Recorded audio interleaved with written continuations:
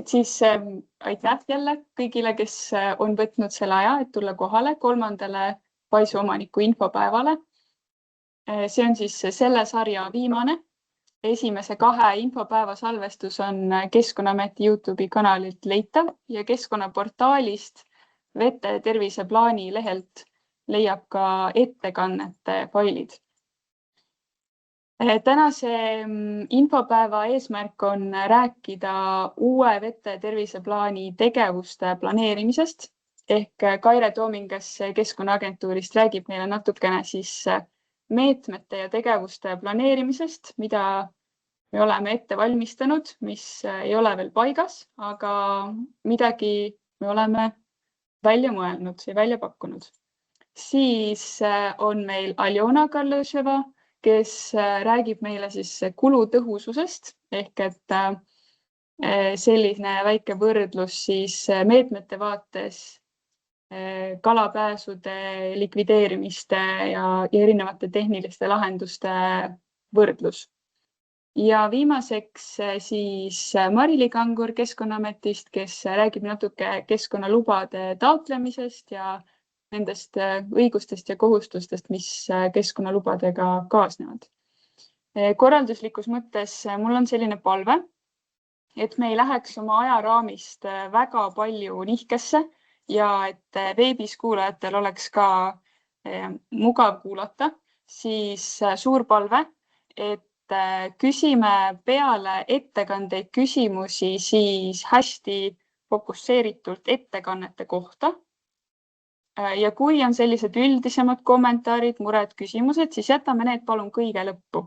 Et siis on võimalik neil, kellel on juba kiire või keda teema ei puuduta, võimalik juba lahkuda või ainult poole kõrvaga kuulata. Et kas nii sobib? Hästi. Aga siis ilma pikema jututa annaksin sõna Kairele.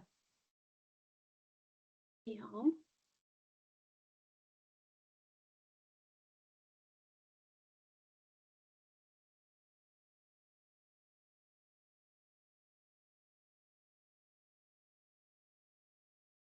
Nii, kas mu ekraani on näha ja kas meil on esitleja vaade? Jaa, meil on hästi. Okei. Tervist kõigile veel kord, taaskord. Kaire Toomingas olen Keskkonnaagentuurist. Ma usun, et paljudega juba mitmeid kordi kohtunud ja täna siis siin sel teemal, et natukene rääkida siis paisudele meetmete planeerimisest ja tegevuste planeerimisest. Et ka esimesel korral, kui oli paisuomaniku infopäev, siis ma olin teile ettekandega tutvustamas tol korral siis seda eelmise aasta tööd, mis on siis olulised koormused, kuidas said määratud, selle metoodikat ja täna ma selle juurde enam kinni ei jääks, aga Keskkonnaagentuur siis veemajanduskavade ajakohastamise vaatest hindas olulisi koormusi pinnavee kogumitele ja mina siis otseselt tegelesin paisutuse koormusega. Ja ma korra lihtsalt peatun sellel osal, et kuidas see pais nüüd üldse meetmeprogrammi saab, mis selle aluseks ongi siis see samane koormuste analüüs. Ehk siis 370 oluliseks koormuseks tulnud paisul, lisaks siis mõned paisud, mis meil on leevendusmeetmega ja leevendusmeede tähendab seda, et sellele paisule on rajatud kalapääs, see töötab hästi, kala pääseb sealt üles ja alla liikuma. Nendele paisudele peaks planeerima nüüd mingisugused meetmed. Ja panin siia slaidi peale ka selle üldise põhimõtte, seda peab kordama tegelikult, et mis see kogu meie tegevuse eesmärk on, ikkagi veemajanduskava eesmärk on saavutada nende vete hea seisund, kas saavutada või säilitada. Ja kõik need tegevused, mis on siis oma hinnangu saanud, et nad oluliselt mõjutavad seda vete seisundit, peavad siis sinna mingisugused tegevused järgi saama, millega me seda mõju vähendame või leevendame. Ja nii nendele paisudele siis kõigile hakatakse järjest vaatama, nagu Elina ka ütles, siis see on esialgne mõte, metoodika, me oleme seda nüüd selle aasta algusest vaadanud, selle üldise niisuguse lähenemise paika pannud, et meil ei ole täna nüüd mingisugust detailset tabelit, kus me teame ära, et vaat nüüd kõik nendele lähevad sellised ja teistele lähevad teistsugused, aga ma saan anda teile sellise üldise lähenemise. Ja mis siin on võib-olla siis veel oluline välja tuua, on see, et kõik meetmed ei tähenda automaatselt paisu likvideerimist või eemaldamist, et meie eesmärk on ikkagi leida see lahendus, mis aitab meil need keskkonnaeesmärgid saavutada, ehk siis see vete hea seisund. Aga ma sellel taustal enam väga palju ei peatuks, me oleme sellest natukene juba rääkinud ja nagu Elina ütles, need on keskkonnaportaalis ka leitavad, need salvestused ja ettekanded, et kellel ei õnnestunud siis tol korral vaadata või kohal olla, saab siis sellega tutvuda. Aga nagu ma ütlesin, enam kui 400 paisu siis kokku peaksid saama sellised tegevused endale külge, mõnele tuleb 1, mõnele tuleb neid 2 või 3 või ka rohkem ja mis see siis nagu loogika saab olema. Et ma nagu ei lähe selle meetmeprogrammi sisse selliselt, et ma hakkaksin ära rääkima, et mis on nüüd vesikonnaülesed meetmed, mis on kogumipõhised meetmed, millised on tehnilised või administratiivsed, et ma ei läheks selle jutuga nagu väga keeruliseks, aga ma tooksin ära selle, et on mingisugused tegevused, mis on riigi ülesanded ja siis teised, mis on paisuomaniku ülesanded. Ja riigi meetmete planeerimise vaatest on riigi ülesanne esmalt kõigepealt koguda ja hallata neid keskkonnaandmeid, esiteks juba sellepärast, et me järgmine kord, kui läheme jällegi koormuseid hindama, et meil oleks võimalikult ajakohased andmed, et me teame, kus, mis toimub, mis olukord seal on, et me saaksime neid koormuseid võimalikult täpselt hinnata ja siis juba ka sinna juurde meetmeid planeerida. Ehk siis keskkonnaandmete kogumine, haldamine. Teisena siis ka hinnata selle paisutuse või selle koormuse mõju veekogude seisundile. Riik tellib uuringuid sinna, kuhu vaja, sellel teemal, mis vaja, aga seab ka keskkonnanõudeid, jälgib nende täitmist, teeb järelevalvet ja nõustab paisu omanikke. Siia ma olen pildi pannud, see on väljavõte Eesti Looduse Infosüsteemis, EELIS, ja seal on paisude andmestik pildistatud ülesse. Et see on lihtsalt üks näide visualiseerida, et kuidas meil andmed, see on ainult väike osa nendest andmetest, mis meil seal paisude kohta on. Need objektid, mis meil on Eesti Looduse Infosüsteemis, kuvatakse ka keskkonnaportaali. Keskkonnaportaalis on siis võimalik vaadata neid olemasolevaid objekte, aga neid ka, mis on siis juba likvideeritud erinevatel kaardikihtidel, küll aga mitte neid detailseid andmeid, mida siis meie siin praegu oleme kuvanud. Aga detailselt nüüd sisse minnes, riigi ülesannete vaatest ma olen siia ära toonud nüüd erinevad meetmed, mis siis riigi ülesandeks on. Siin tumedas kirjas on erinevad meetmed ja nende taga on siis need keerulised koodid, mis on meile siis nagu selle süsteemi loomiseks. Võib-olla teile ei ütle nagu nii väga täpselt midagi. Ja all siis sinise kirjaga igal pool siis selgitus, et mis täpsemalt siis selle all mõeldud on. Ja ma hakkan järjest minema, et kõige esimene asi, mis ma juba ennem ka välja tõin, et riik kogub, ajakohastab andmeid paisude kohta, ka veekogude kohta, ehk siis meil on ka vaja teada ju, missuguses seisundis see veekogu on, meil on vaja seda seirata, meil on vaja näha seda kalastiku ja elupaikade andmeid. Ehk siis see samane tegevuse sisu ongi see, et me peame registri andmed korrastama ja selle tegevuse eesmärk on siis see, et selleks ajaks, kui me järgmine kord läheme veemajanduskavasi ajakohastama, uueks perioodiks neid koormuseid hindama, et siis meil oleks andmed korras. Et see on üks. Üks järgmine tegevus või meede on Keskkonnaameti siis rollis, on see, et tuleb selgitada siis paisutuse mõju, võimalikke lahendusi, see on nii-öelda nõustamise meede paisu omanikule, et meil on ka selliseid voolutakistusi, mis otseselt ei nõuagi keskkonnaluba, aga kui need on selle ühe veekogumi peal väga palju tükke järjest või ka mingisuguse vahemaa tagant, siis nad kõik ikkagi oma mõju avaldavad. Ehk siis selline võimalike lahendusvariantide või ühiste lahenduste otsimine ja paisuomanike nõustamine oleks siis üks meede. Siis järelevalvemeede, et kontrollida, kas paisutamine toimub seaduslikult, kas nõudeid täidetakse, kontrollitakse keskkonnaloa olemasolu, nende loatingimuste täitmist, kuni ka siis sinnamaani, kus vaja ettekirjutuseni. Et see on üks eraldi meede. Neljandana toon välja on selline natukene administratiivne tegevus, ka kus jällegi Keskkonnaameti rollis vaadatakse kaitselubasi üle ja vajadusel muudetakse neid. Ehk siis see on natukene seotud ka sellega, et meil tulevad uued mingisugused teadmised selgub võib-olla meil kalade läbipääsu tagamise nõude osas mingi täiendav info või seire osas, paisu hooldamise osas, ehk siis lubade ülevaatamine, loa tingimuste täpsustamine või ka muud igasugused haldus mingid tegevused, mis siis sinna alla võiksid minna. Ja siis on viimasena välja siin toodud mõjude uuring, et meil on ka selliseid kohti, kus me täpselt ei teagi võib-olla, et millised elupaigad seal on, kas seal on kalale sobivaid elu- või kudemispaikasi, kuidas see paisutus mõjutab seda jõge, me võib-olla mõnede paisude puhul ei tea ka paisutuskõrgust, et selliste tegevuste puhul on siis vaja täiendavat uuringut. Need on lihtsalt ühed võimalikud näited, mis me oleme siia siis kirja pannud, et mis selle uuringu osaks võivad olla. Siis 3 sellist näidet paisu omaniku tegevuste ja meetmete kohta. Omaniku poolt siis tehtav uuringud ja oma seire. Et mõnel juhul siis võib olla niimoodi, et uuringud või seire korraldab paisuomanik ise. See võib olla kalastikuuring, midagi seotud veetasemete, vooluhulkadega, selle kalapääsu toimivuse kohta näiteks, et selgitada välja, kas see kalapääs toimib või mitte. Selline. Siis on loakohustusega paisul peab olema luba.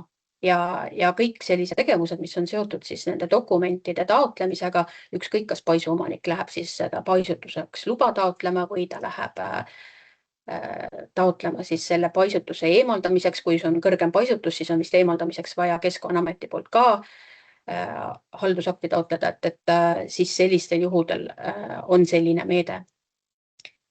Kolmandana on loast tulenevate nõuete täitmine, et kui paisul on loakohustus ja luba on ilusti olemas, siis see ongi see, mida paisuomanik niikuinii teeb. Ehk siis ta täidab nendes loas toodud kohustusi, ükskõik, kas see on siis, räägib selle seire kohta jällegi, et seda veetaset või setteid tuleb seirata, paisu korras hoidmine, ehk siis selle ehitise enda korras hoidmine, kalade läbipääsu tagamine ja kui see kalapääs on olemas, siis seda tuleb ka hooldada, et see toimiks ilusti. Ehk siis kõik sellised tehnilised tegevused lähevad selle meetme alla. Ja siin on nüüd oluline ka see, mis ma sinna alla sinisesse kasti sisse olen ära pannud, on see, et kui ka see meede kirja pannakse, siis see ei tähenda, et sinna läheb kirja, et see pais tuleb nüüd eemaldada või sellega tuleb seda või teist asja teha. Ehk siis see tehniline täpne valik, kas siis on ka sellise näite, et kui on nõue kalade läbipääsu tagamine, see, kas omanik läheb ja valib selle paisu eemaldamise või ta valib selle, et ta hakkab kalapääsu sinna rajama, see on tema valida, ehk siis meie ei tea, millise lahenduse teed ta läheb sinna, aga üldisel tasemel on siis kirjas selline meetmekood. Ja sealt edasi juba hakkab ju mängima rolli ka see, et mis see siis parasegu sellele veekogule sobib, mis see kulutõhus lahendus on ja nii edasi. Ehk siis see on konkreetse paisuga seotud. Ja siin on ka natukene rohkem see lahti kirjutatud, et mis see endast kujutab see keskkonnakaitse loast tulenevate nõuete täitmine, mis selle sisu on. See tuleb määrusest 54, kus on siis ära toodud veekogu paisutamise, paisu likvideerimise, veetasume alandamise täpsustatud nõuded. All on ka see ära toodud lingina ja selle mõte on see, et see tehniline tegevus ei tähenda ainult kalapääsu rajamist või paisu eemaldamist, vaid selle taga on ka igasugused loast tulenevad tehnilised tegevused. Nagu ma ennem välja tõin, et tuleb tagada see ökoloogiline miinimumvooluhulk, tuleb jälgida paisutustaset, eks ju, paisu ja paisjärve ennast tuleb hooldada, tuleb seiret teha, ehk siis kõik see, mis sinna loa sisse, need nõuded on kirjutatud ära, need, mis on need tehnilised tegevused, need kõik selle alla lähevad. Selliselt. Eesmärk, eks ju. Eesmärk jällegi, see on asi, mis väärib kogu aeg ülekordamist, tuleb lõpuks jõuda sinna, et meil peab olema veteseisund hea. Ja see ei tähenda ju seda, et ütlemegi ära, et ta peab tingimata olema paisutus lõpetatud ja eemaldatud, kui see eesmärk saab tagatud teisiti läbi kalapääsu rajamise, veerežiimi kuidagi muutmise, paisu ümberehitamise, siis need on ka kõik aktsepteeritavad lahendused. Ja veel korra siis toonitan selle üle, et meetmed valitakse siis iga paisu puhul eraldi, et me lähtume siis selle mõjust veekogule, mis on seal need looduskaitselised väärtused, kas seal on jõgede, ojade, elupaigatüübid näiteks, kas seal on lõhede kudemisalad ja nii edasi. Ja siin pildi peal siis ühest paisust pilt, mis on Life Cleanesti raames Alajõelt otsustatud siis paisu eemaldamise kasuks. Vasakul pildil siis missugune ta ennem oli ja paremal siis milline ta pärast sinna sai. Ja panin ühe näite. Kindlasti kõik ju tegelikult huvitab see, et kuidas siis lõpuks päriselt, kui me läheme nagu ühte veekogumisse sisse, ma panin just niimoodi, et ma ei pannud ühte nagu paisu näidet, vaid panin kogumi näite või tegelikult veekogu näite, sellepärast, et siin on rohkem kui üks kogum. Aga mõte on see, et kui me läheme lõpuks selle meetmete planeerimise sisse, siis meil on vaja vaadata tervikpilti. Ja mis see tervikpilt tähendab? Nagu ma ennem ka ütlesin, siis meil on oluline teada, et kas seal jõe peal on kaitstav kudemise elupaik. Ehk siis me räägime lõhest, borrellist, harjusest, need kaitsealused liigid, me nimetame neid niinimetatud punasteks jõgedeks. Meil on vaja ka vaadata sisse, kas seal on jõgede ojad elupaiga tüüp loodusdirektiivide järgi. Ja nii edasi, et need andmeid on tegelikult hästi palju ja siia pildi peale on pandud mul Valge jõgi ja terves selles pikkuses siin keskelt siis jookseb see Valge jõgi, see on 8 eraldi kogumiks jagatud ja võib-olla ei tule hästi siit välja, aga siis see tume osa nüüd, mis paistab ilmselt pildi pealt natukene mustjas, see on siis see ala, mis on nii kudemis elupaik kui ka siis jõgede ojade elupaiga tüüp. Ehk siis seal on nagu mitu kaitse-eesmärki juba. Ja see alumine jupp, pildi peal alumine, aga me räägime siis ülemjooksust ja seal on siis lihtsalt kaitstav kudemis ja elupaik, ehk siis nii nimetatud lõhejõgi. Kokku on selle jõe peal 6 olulise koormusega paisu ja üks on leevendusmeetmega pais, et pildi pealt on nüüd paistab ainult 6 täppi, aga seal on üks on siis nii tihedasti omavahel koos, et ei paista välja. See leevendusmeetmega pais tähendab, et kalapääs on sinna rajatud, aga 6 on siis sellist, millega mingit leevendusmeedet veel rakendatud ei ole. Ja ise siis tähendab seda, et meil on, eks ju, lõhejõgedel on meil loakohustus paisudele alates 30 sentimeetrist. Ehk siis, et kuna terve see veekogu on nii-öelda see lõhejõgi, siis kõik need paisud, mis on üle 0,3 meetri, peaksid omama luba. Tõin ka välja sellise info, et selle veekogumi ökoloogiline seisund on ülemjooksul kesine ja alamjooksul samuti kesine ja mitte hea seisundi põhjus on kalastik. Kalastik on mitte heas seisundis, aga ka veetaimestik ehk siis makrofüüdid ja väike vetikad ehk pütoplankton. Et need on nüüd seirega ära siis saanud kinnitust, et need elemendid ei ole meil heas seisundis, see tähendab sellega, et sellega me peame tegelema, kui me tahame, et see veekogum saavutaks meil hea seisundi. Ja ma panin nüüd pildi peale need paisude nimed. 6 paisu panin siia peale, et näha ära siis, mismoodi see mõte oleks, et nendel tuleb. Et meil on kõigepealt üks pais, mis asub kudealal, tal on luba olemas, paisutuskõrgus 0,7 meetrit ja seal on vajalik registris info ajakohastamine, et natukene on meil vastuoluline info, et meil justkui on see, et kaladel on läbipääs olemas, aga samas on see 0,7 meetrit ja ei ole nagu mingit kalapääsu infot. See tähendab seda, et seal tuleb asjaolud välja selgitada, et ehk siis peaks minema tutvuma selle paisutusolukorraga, täpsustama paisutuskõrgust ja vajadusel siis täiendama seda keskkonnakaitseloa tingimusi ja uuendama andmeid registris, et meil järgmine kord oleks parem ülevaade. Siis 3 keskmist paisu, Kotka, Nõmmeveski, Valgejõe, Villaveski, nendel on kõigil nüüd ühte tüüpi, nad asuvad siis nii kudealal kui ka sellel elupaiga tüübi 3260, see on jõgede ojade elupaiga tüüp, asuvad siis ka sellel alal. Paisutuskõrgus on kõikidel siis üle selle loakohustuse piiri ja nendel kõikidel luba puudub. Ja selliste paisude juures on nüüd siis see järjekord oleks selline, et kõigepealt on järelevalvemeede, ehk siis tuleb välja selgitada see paisu valdaja, selle paisutuse olukord, mis seal parasjagu siis on. kui see paisutus on olemas, siis kehtivatest nõuetest seda paisutust ja paisu omanikku teavitada ja koostöös siis selle paisu omanikuga leida võimalikke lahendusi. Teine tegevus, mis sinna järgi peaks siis tulema, on see paisu omaniku nii-öelda administratiivne meede, see on see KKL 02. See tähendab seda, et kas see paisu omanik nüüd otsustab, mida ta siis teeb, kas ta tahab seda paisutamist jätkata. See tähendab, et ta läheb luba taotlema või kui ta otsustab, et ta ei taha sellega tegeleda rohkem, et ta ei pea seda vajalikuks, siis ta läheb seda teed, et ta alustab selle paisutuse eemaldamist. Ja kolmas tegevus on koodiga see KKL 03, mis tähendab siis seda tehnilist tegevust, ükskõik siis kumba ta ju teeb, ta peab tagama siis kalade läbipääsu, mis tähendab seda läbipääsu rajamist või siis teisipidi, kui ta otsustab eemaldamise kasuks, ka siis see tehniline tegevus tuleb ära teha, eks, et see otsene nagu tegevus on siis sellega seotud. Siis on üks pais, mis on pikakose, asub ka nii kudealal kui ka elupaiga tüüp 3260 alal, on madal pais 0,2 ja sellel nüüd luba ei ole nõutud, aga tegu madala voolutakistusega ikkagi, mis ilmselt kalade rännet kuigi palju mõjutab ja rääkimata siis nendest teistest liikidest, kelle liikumist ilmselt see ka piirab, et me peame ka siis sisse vaatama sellele jõgede ja ojade elupaiga tüüpi kaitse-eesmärkidele omakorda. Ehk siis see tähendab seda nõustamise meedet, voolutakistusel on ikkagi mingisugune mõju, vaadatakse see olukord üle ja nõustatakse siis omanikku. Ja viimane pais, mis ma olen siia peale pandud, on siis pahakulmupais, asub kudealal, lube on olemas, 2,4 meetrit on paisutuskõrgus ja paisul on olemas ka toimiv kalapääs.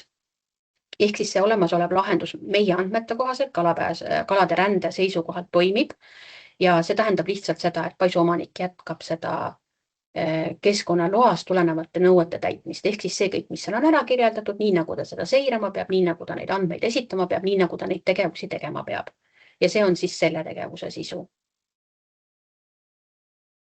Ja see oleks niisugune laias laastus üldine ülevaade, kuidas see protsess hakkab kujunema. Nagu ma ütlesin, siis me kogumite või veekogude kaupa, tegelikult mitte kogumite kaupa, vaid veekogude kaupa liigume.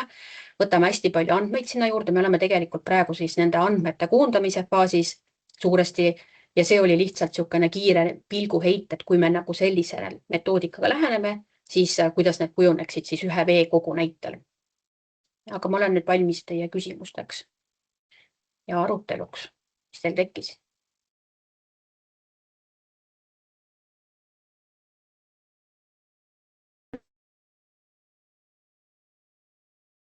Et võib. Et Peeter Arro olen. Võtame selle. Ja, palun. Et olen Peeter Arro. Õhne jõgi, Taagepera pais. Ja, ma vaatasin teie paisu sisse kiiresti. Peame seda lahkama vist nagu üldse eraldi teemana, et muidu see jutt hakkab minu poolt võib-olla ka valguma. Et meil on muidu tagatud kõik, tähendab, mis tagatud, meil ei ole tagatud midagi, vaid meil on olemas luba ja loaga seonduvalt muidugi kõik need toimingud on teostatud, nii et meil on nagu kehtiv luba, aga ma tunnen muret tuleviku pärast ikkagi, et kuidas millised lahendid välja soovitused oleksid ja et ikkagi säiliks see Taagepera paisi järel mingil moelgi, et see on nagu avaliku huvi on ka väga suur. Ja, vaatasin, kui teile... Räägi Elina, vabandust. Ma tahtsin öelda, et kui teil on nii kaua aega täna, et ehk me saame peale ettekandeid sellel teemal veidi vestelda, et me oleme sisse vaadanud ja Kaire ehk on ka veel olemas, et saame äkki pärast eraldi. Jaa, väga. Olen arvestanud ja olen olemas. Jaa, tohutult hea oleks. Väga tore. Aitäh. Ja. Siis võtaks Martin Liivil on käsi püsti, kui on küsimus Kairele. Ja tervitus, ma olen koos Aarne Liiviga siin ja Aarne Liivil on küsimus. Küsimus on selline, et ametlikud sõnaga küsimus on Kunda jõe Arabuse paisust. Kunagi oli see Võhu jõe nime all. ja nüüd need vooluhulgad, ökoloogiline miinimumhulk ja miinimumid ja maksimumid, need ametnikud, mis on Keskkonnaagentuuri poolt fikseeritud või määratud, et need tegelikkusele teavad väga kaugele. See on otse mõttes valed. Me mõõdame oma vooluhulkasid täielikult, mis läbi selle paisu läheb nädalas korra, eks. Oli kuus. No mis iganes. Juba mitmendat aastat. Ja vahed on ikka väga suured, vahed on kordades. Kas ma võin seda kommenteerida? Nii. Et ma arvan, et see läbi paisu minev vooluhulk ja see, mida Keskkonnaagentuur kuvab, jõe looduslik vooluhulk ja ökoloogiline miinimumvooluhulk, need on kaks täiesti erinevat asja. Ei ole, kogu jõgi tuleb läbi meie kalakasvanduse, mis paisust. Ühesõnaga, et sinna peaks ilmselt andmetele nagu täpsemalt sisse vaatama, et oskaksin seda siis lähemalt kommenteerida, kui te ütlete, et see kõik läheb sealt läbi. Aga... Ei, see ei lähe, osa läheb kasvandust, osa läheb üle paisu, mõlemad on mõõdetavad ja kokku liidetavad. Need numbrid nagu omavahel ei klapi. Ja milles probleem on? Probleem on selles, et kuidas me ehitame, disainime töötavad kalapäästlad, kui meie alusandmetes on nii suur konflikt sees ja selle kännu taga me oleme kinni. Kas te räägite kliimaosakonna vooluhulkade andmetest? Me räägime nendest vooluhulkade andmetest, mis on eelprojektis, kalapääsla eesprojektis antud. Aga selles osas... ka eraldi detailne küsimus. Ja ma tahtsingi öelda, et mulle tundub, et selle küsimuse võiks täitsa kirjalikult saata, selle võib julgesti minu meili peale saata, et kui Elina pärast paneb selle ettekande üles, siis te leiate minu meili aadressi. Et arutab sellega vajalike osapoolteni suunata, kes oskavad võib-olla paremini siis nendele vooluhulkade andmetele vastata.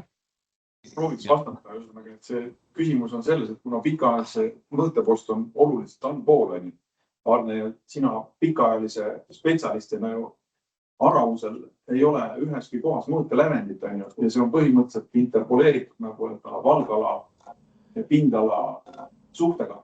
Sellepärast võivad tegelikult vooluhulgad seal erineda. Teie piirkonnas on väga eriline selline karsti ja selline vee neeldumise vorm ja ülatades ka teie objekti on vahetus läheduses, kus on ühes kohas sisendina jookseb üks vooluhulk ja peale paisub teine vooluhulk, et see on geoloogiliselt huvitav piirkond ja mäletatavasti ka kuskil uurimusmaterjalides on geoloogia teenistus selle kohta ka arvamust avaldanud. Eks see on kindlasti juhtumid, või muidu meil kulub täna koosoleku juhatajal aeg ära. Ma lisan siia juurde sellega veel, et tegelikult Kliimaministeeriumil on praegu töös ka siis selle ökoloogilise miinimumvooluhulga määramise metoodika uuendamine. Et see on saaks täpsem. See seisneb selles, et mina täpselt seda tööd ei telli. Ma ei tea, kas meil Annika on siin online'is, aga meil on see Euroopa Komisjon on andnud ette juhised, kuidas, millele see metoodika peaks vastama. Ja siis me praegu siis proovime seda metoodikat saada sellele vastavaks. Seda metoodikat teevad professionaalid. Seda metoodikat teeb Eesti Loodushoiukeskus. Kellel on hüdroloogia valdkonnas kõrged teadmised. Ma ei oska ütelda, kas Meelis teeb seda üksi või tal on seal kolleegid, keda ta on kaasanud pädevuste osas, et selles suhtes, et ma ütlesin, et ma ise ei ole selle lepingu või see kontakt nagu, et aga ma tean, et see töö on nagu käimas praegu ja eesmärk on ta siis saada selliseks nagu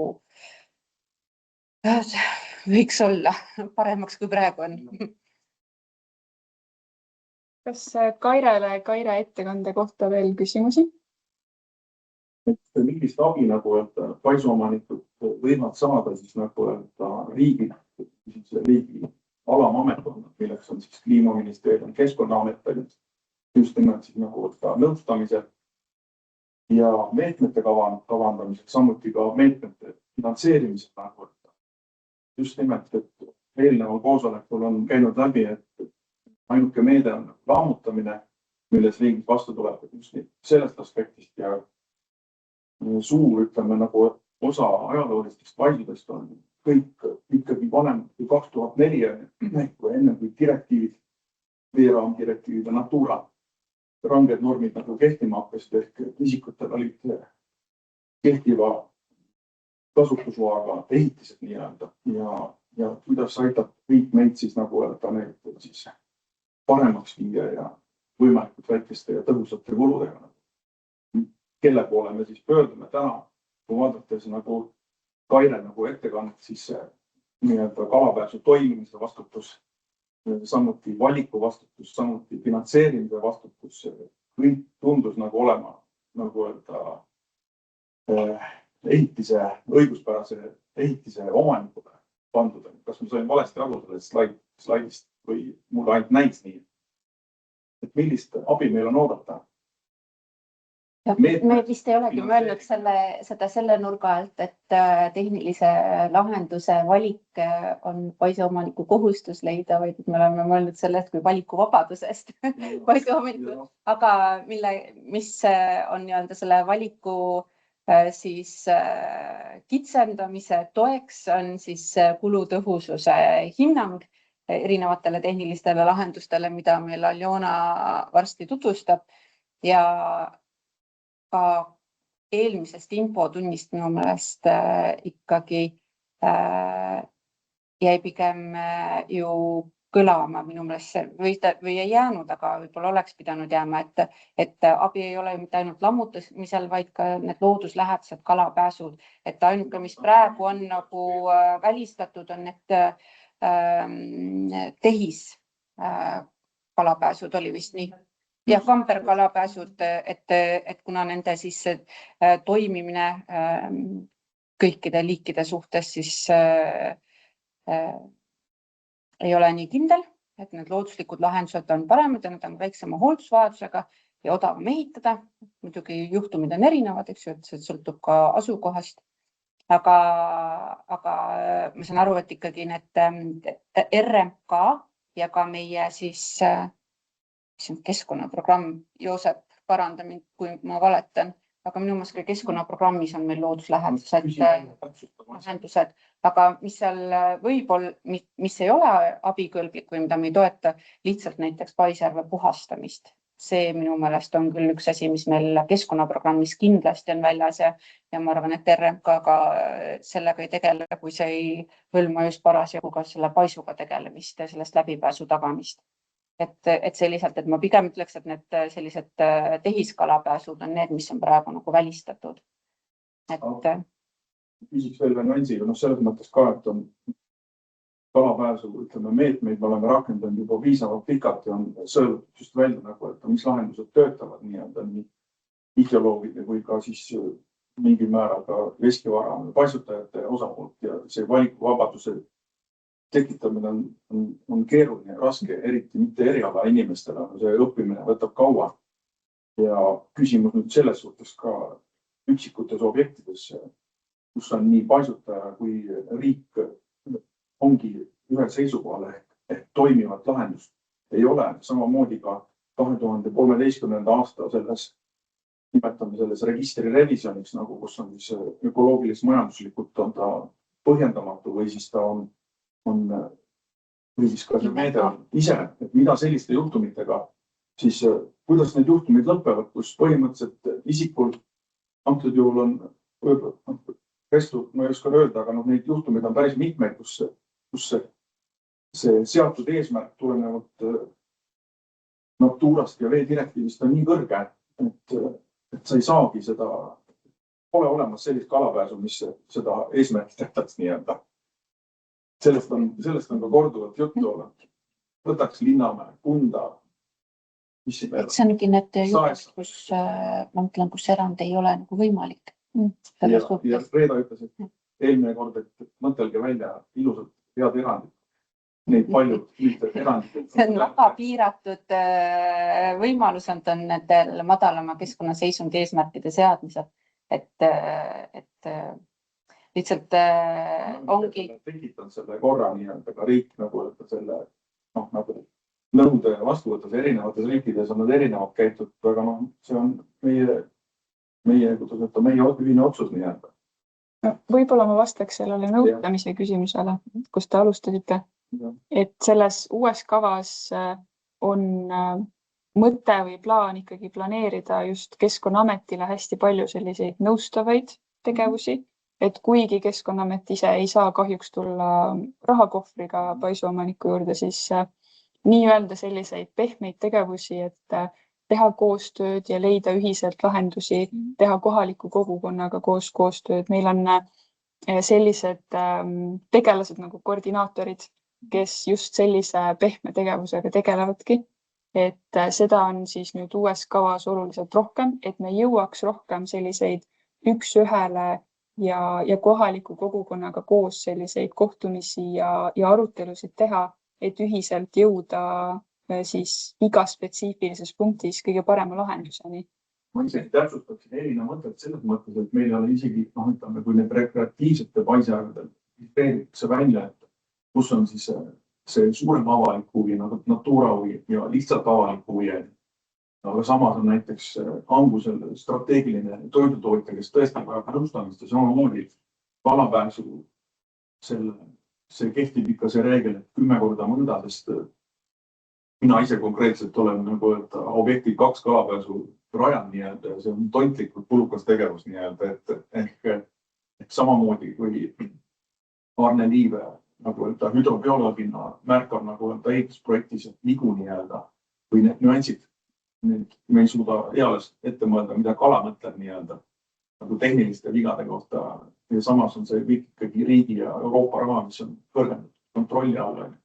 Et me igal juhul sekundeerime teile sellesse ja ootame Keskkonnaametit nagu tõesti nagu heatahtlikku nõustamist ja ütleme, paisu omanikud on selles suhtes, et ei ole vastaks nagu öelda, et õiguskantsleri sõnadega nagu öelda, et õiguspärase ehitise omanik, kes õigusvastaselt nõukogude ajal võõrandit ei ole veel saanud õiguspärase keeldumise sihtotstarbelise kasutamiseks negatiivse haldusakti, mida täna siis toimub lammutamine. See on keeruline õiguslik kollisioon, võiks teine juriidilise keelega öelda.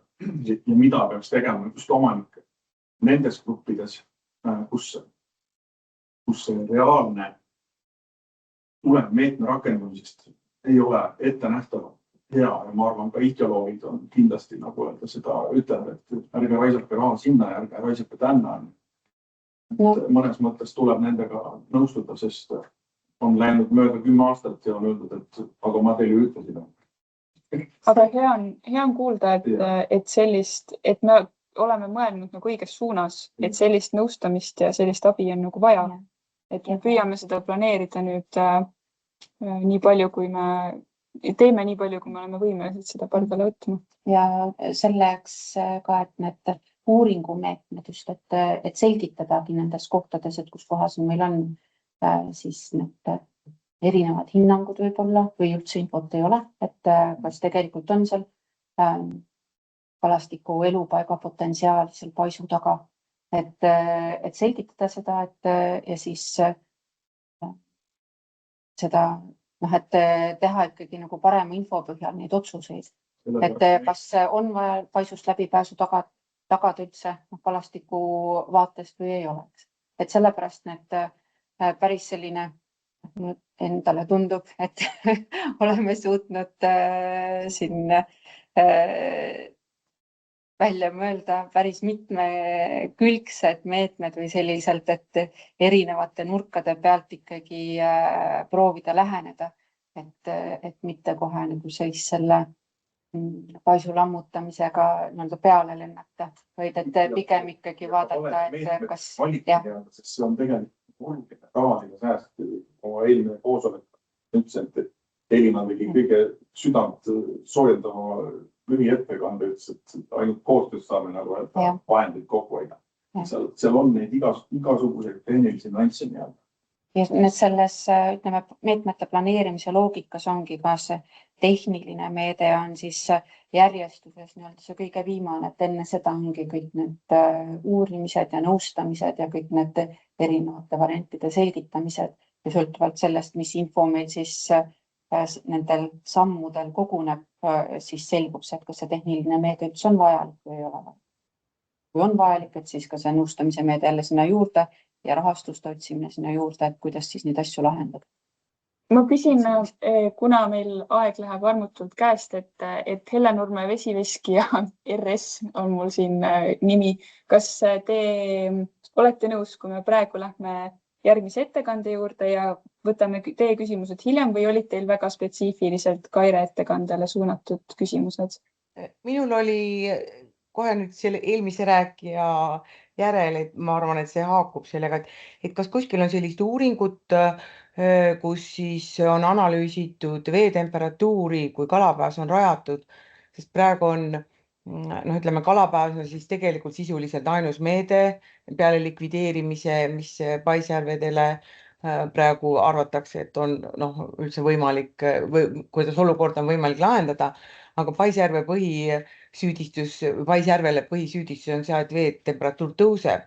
Ja nüüd, kui need möödaviik kalapääsud rajatakse, nad üldjuhul rajatakse ju niimoodi, et seesama pealmine kiht, mis on tavaliselt soojem, läheb allavoolu ja kui Paisjärve siis süüdistatakse ka selles, et allavoolu on siis temperatuur soe jões, et kas seda on uuritud nende toimivate kalapääste puhul, et see temperatuur siis et kuidas siis see temperatuuri olukord on paranenud või kas see üldse siis langeb või on laualt maas see teema, et peaasi, et on kalapääs ja see soe vesi võibki ka läbi kalapääsu alla minna.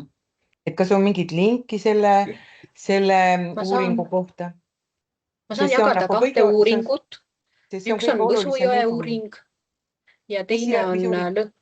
Ma panen lingid teile või selle nimed vähemalt, need on veebist leitavad. Üks on Võsujõe uuring ja teine on lõhilaste vohandiline neeruhaigus. Ma ei oska teile peast öelda, kas nendes uuringutes oli käsitletud ka temperatuuri mõju nende paisude puhul, kus on kalapääs rajatud, et kas seal seda teemat oli otseselt puudutatud, aga mis puudutab Paisjärvesi kui sellist, siis nagu me ütlesime, me oleme meetmeprogrammi nagu loomisega praegu andmete kogumise faasis ja see, mis Paisjärvedega ja kuidas me nendega läheneme ja ka sellele temperatuuri küsimusele, sest ka see on ju tegelikult olulise koormusena nagu ära kaardistatud.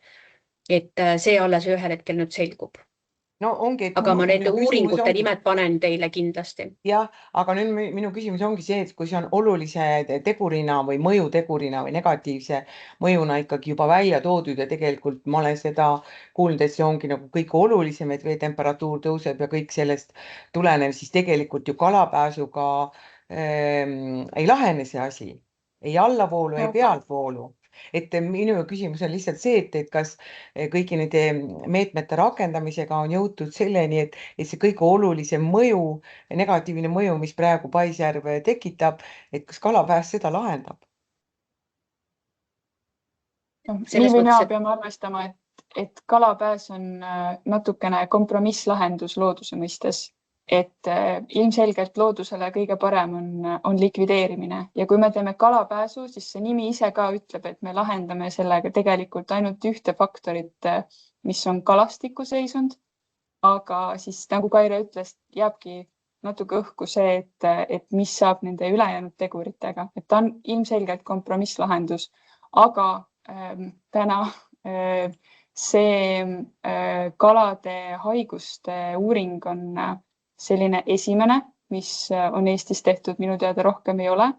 See teema, ma arvan, on nii uus, et me ei oska sellega selles perioodis võib-olla veel väga hästi toimetada. Ma ütlen siia vahel lihtsalt, et ma olen ise nendega, kes seda uuringut tegid, ka rääkinud ja ma olen ettekannet kuulnud, et see on uus teile või uus nii-öelda teadustööna või uuringuna, aga tegelikult kalahaigused on väga vanad ja seda ajamõõdet lihtsalt ei ole nendes uuringutes käsitletud ja sellepärast natuke vägivaldselt liiga seostatakse see paisudega, aga see on teine uuring juba. Aga ma sain siis, ütleme, et seda seenhaiguste uuringud on olemas, aga mis see teine uuring oli, seda ma ei pannud tähele, et selle võite siis, või võib-olla teised muidugi tahavad ka seda lugeda, aga seal puudubki see ajamõõde ja nagu rõhuasetus, et seenhaigus ei ole uus ise, et on vana juba ammu jõgedes ja järvedes olnud ja seal on teada ka, mis tegelikult seda on põhjustanud, aga seda ei käsitleta selles uuringus. aga las ta siis olla, eks see on teema lai, jah, aitäh. Jah, aitäh, aga kas võime edasi minna praegu? Vabandust, RS on teil initsiaalid, kas oli Kairele küsimus või võime võtta hiljem küsimuse? Me vist ei kuule teid praegu. Vähemalt ei kosta siia heli.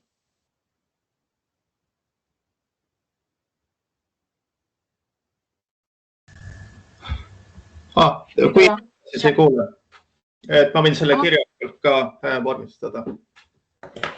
Olgu, hästi.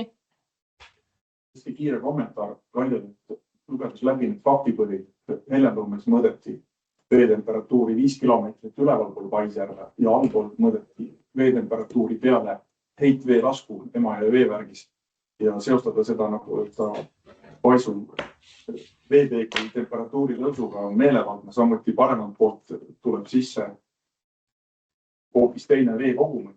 Küll aga Riho Koss ja Anti Vasemägi meil sai konstruktiivne töö, me pidime Hellenurmel ka kokku saama ehk jätku-uuringuga küsida just nõu nimelt, nagu me soovime Keskkonnaametit nõu, et lubasid meile pakkuda meetmeid just nagu välja, kuidas nende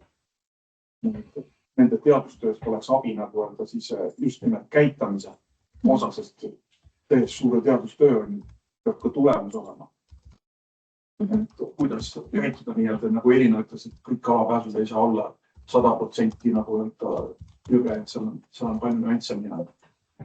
Me teeme selles suhtes selle huvigrupiga, mitte huvigrupiga, vaid teadustööga üritame koostöötega Hellenurmes on väga hea infrastruktuur kokku saada. Keskorganisatsioonina ma pean silmas. Hästi, aitäh. Aga siis ma läheksin järgmise ettekande juurde, et Aljona, kui sa oled kuuldel, tee palun häält.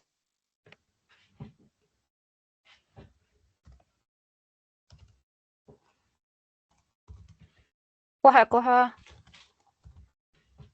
Jah, kuulsime sind. Jah, kuulsite mind, jah? Kohe hakkasin vist jagama ka kohe, jah? Jaa, me praegu näeme mitte esinevaadet. Jaa. Et minu nimi on Aljona Karleševa. Olen töötanud praegu Tehnikaülikoolis. Et mina räägin siis paisudega seotud meetmete kulutõhususest. Et alguses räägin sellest üldisest kontekstist, et miks on vaja kulutõhusust hinnata just veeraamdirektiivi kontekstist, et veeraamdirektiiv nõuab meetmeprogrammi koostamist ja kulutõhususe hindamine on meetmeprogrammi üks osa. Et veeraamdirektiivi artikkel 5 lisa 3 nõuab majandusanalüüsi läbiviimise ja selle üks osa on meetmeprogrammi kulutõhususe hindamine. See on siis selleks, et tagada sellist kulutõhusa meetmeprogrammi, ehk saavutada hea veekeskkonna seisundi, hea vee seisundi võimalikult madalamate kuludega. Et siin on need väljavõtted direktiivist, artikkel 5 nõuab majandusanalüüsi ja lisa 3 nõuab või näitab seda, et majandusanalüüsi üheks osaks on siin alumine osa, on kulutõhusamate meetmete kombinatsiooni valik, selleks, et toetada siis meetmeprogrammi koostamist. See oli siis selline üldine osa. Paisud on ainult üks valdkond, mille puhul me hindame kulutõhusust, et seda peab nagu üldiselt aru saama. Et ja iga valdkonna jaoks meil on see kulutõhususe metoodika veidi erinev, ütleme metoodika on enam-vähem sama, aga lähenemine on natuke erinev, et parameetrid on natuke erinevad. Põhimõtteliselt on vaja valida sellised meetmed või ka tegevused, mis on kulutõhusad, see tähendab, et me ei eelista ainult odavat lahendust, aga kaalume nii odavust või maksumust kui ka tõhusust, et eelistame sellist meetmete kombinatsiooni, mis aitab meil väiksemate kuludega saavutada siis eesmärki.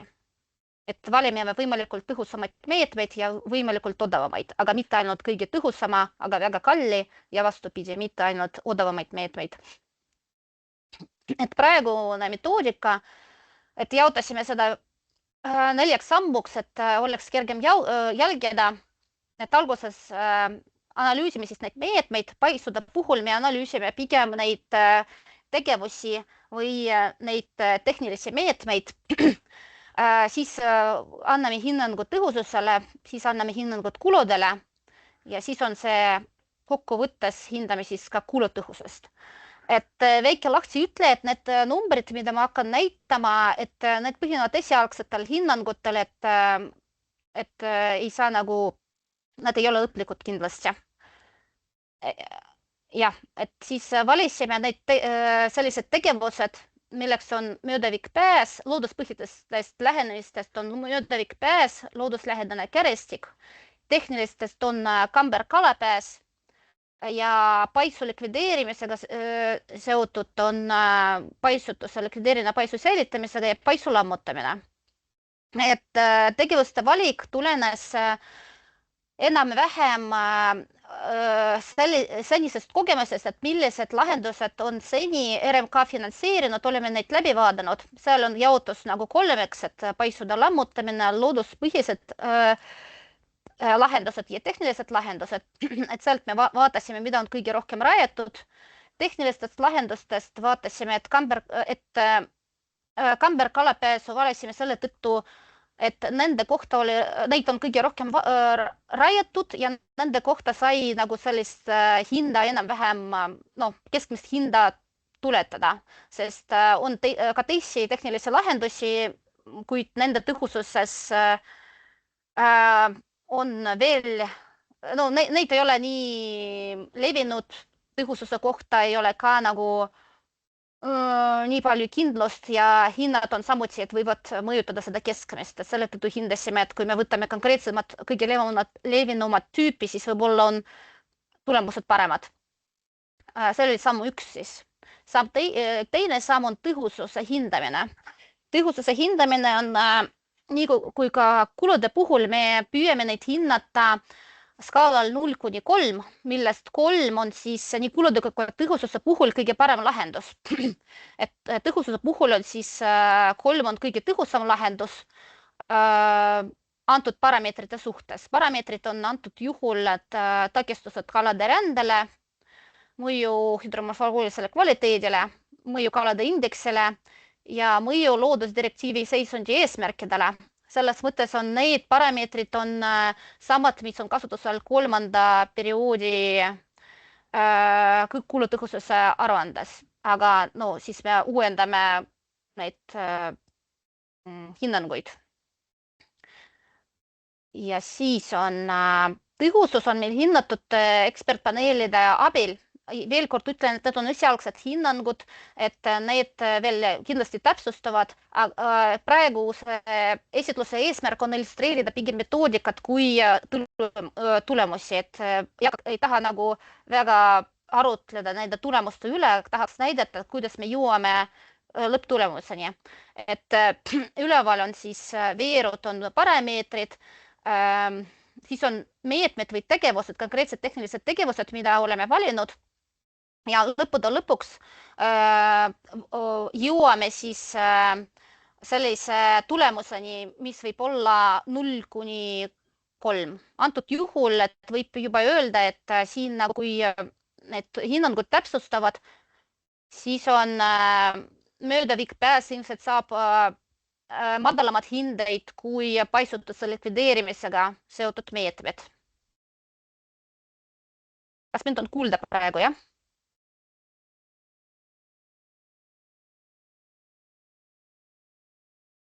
On küll kuulda.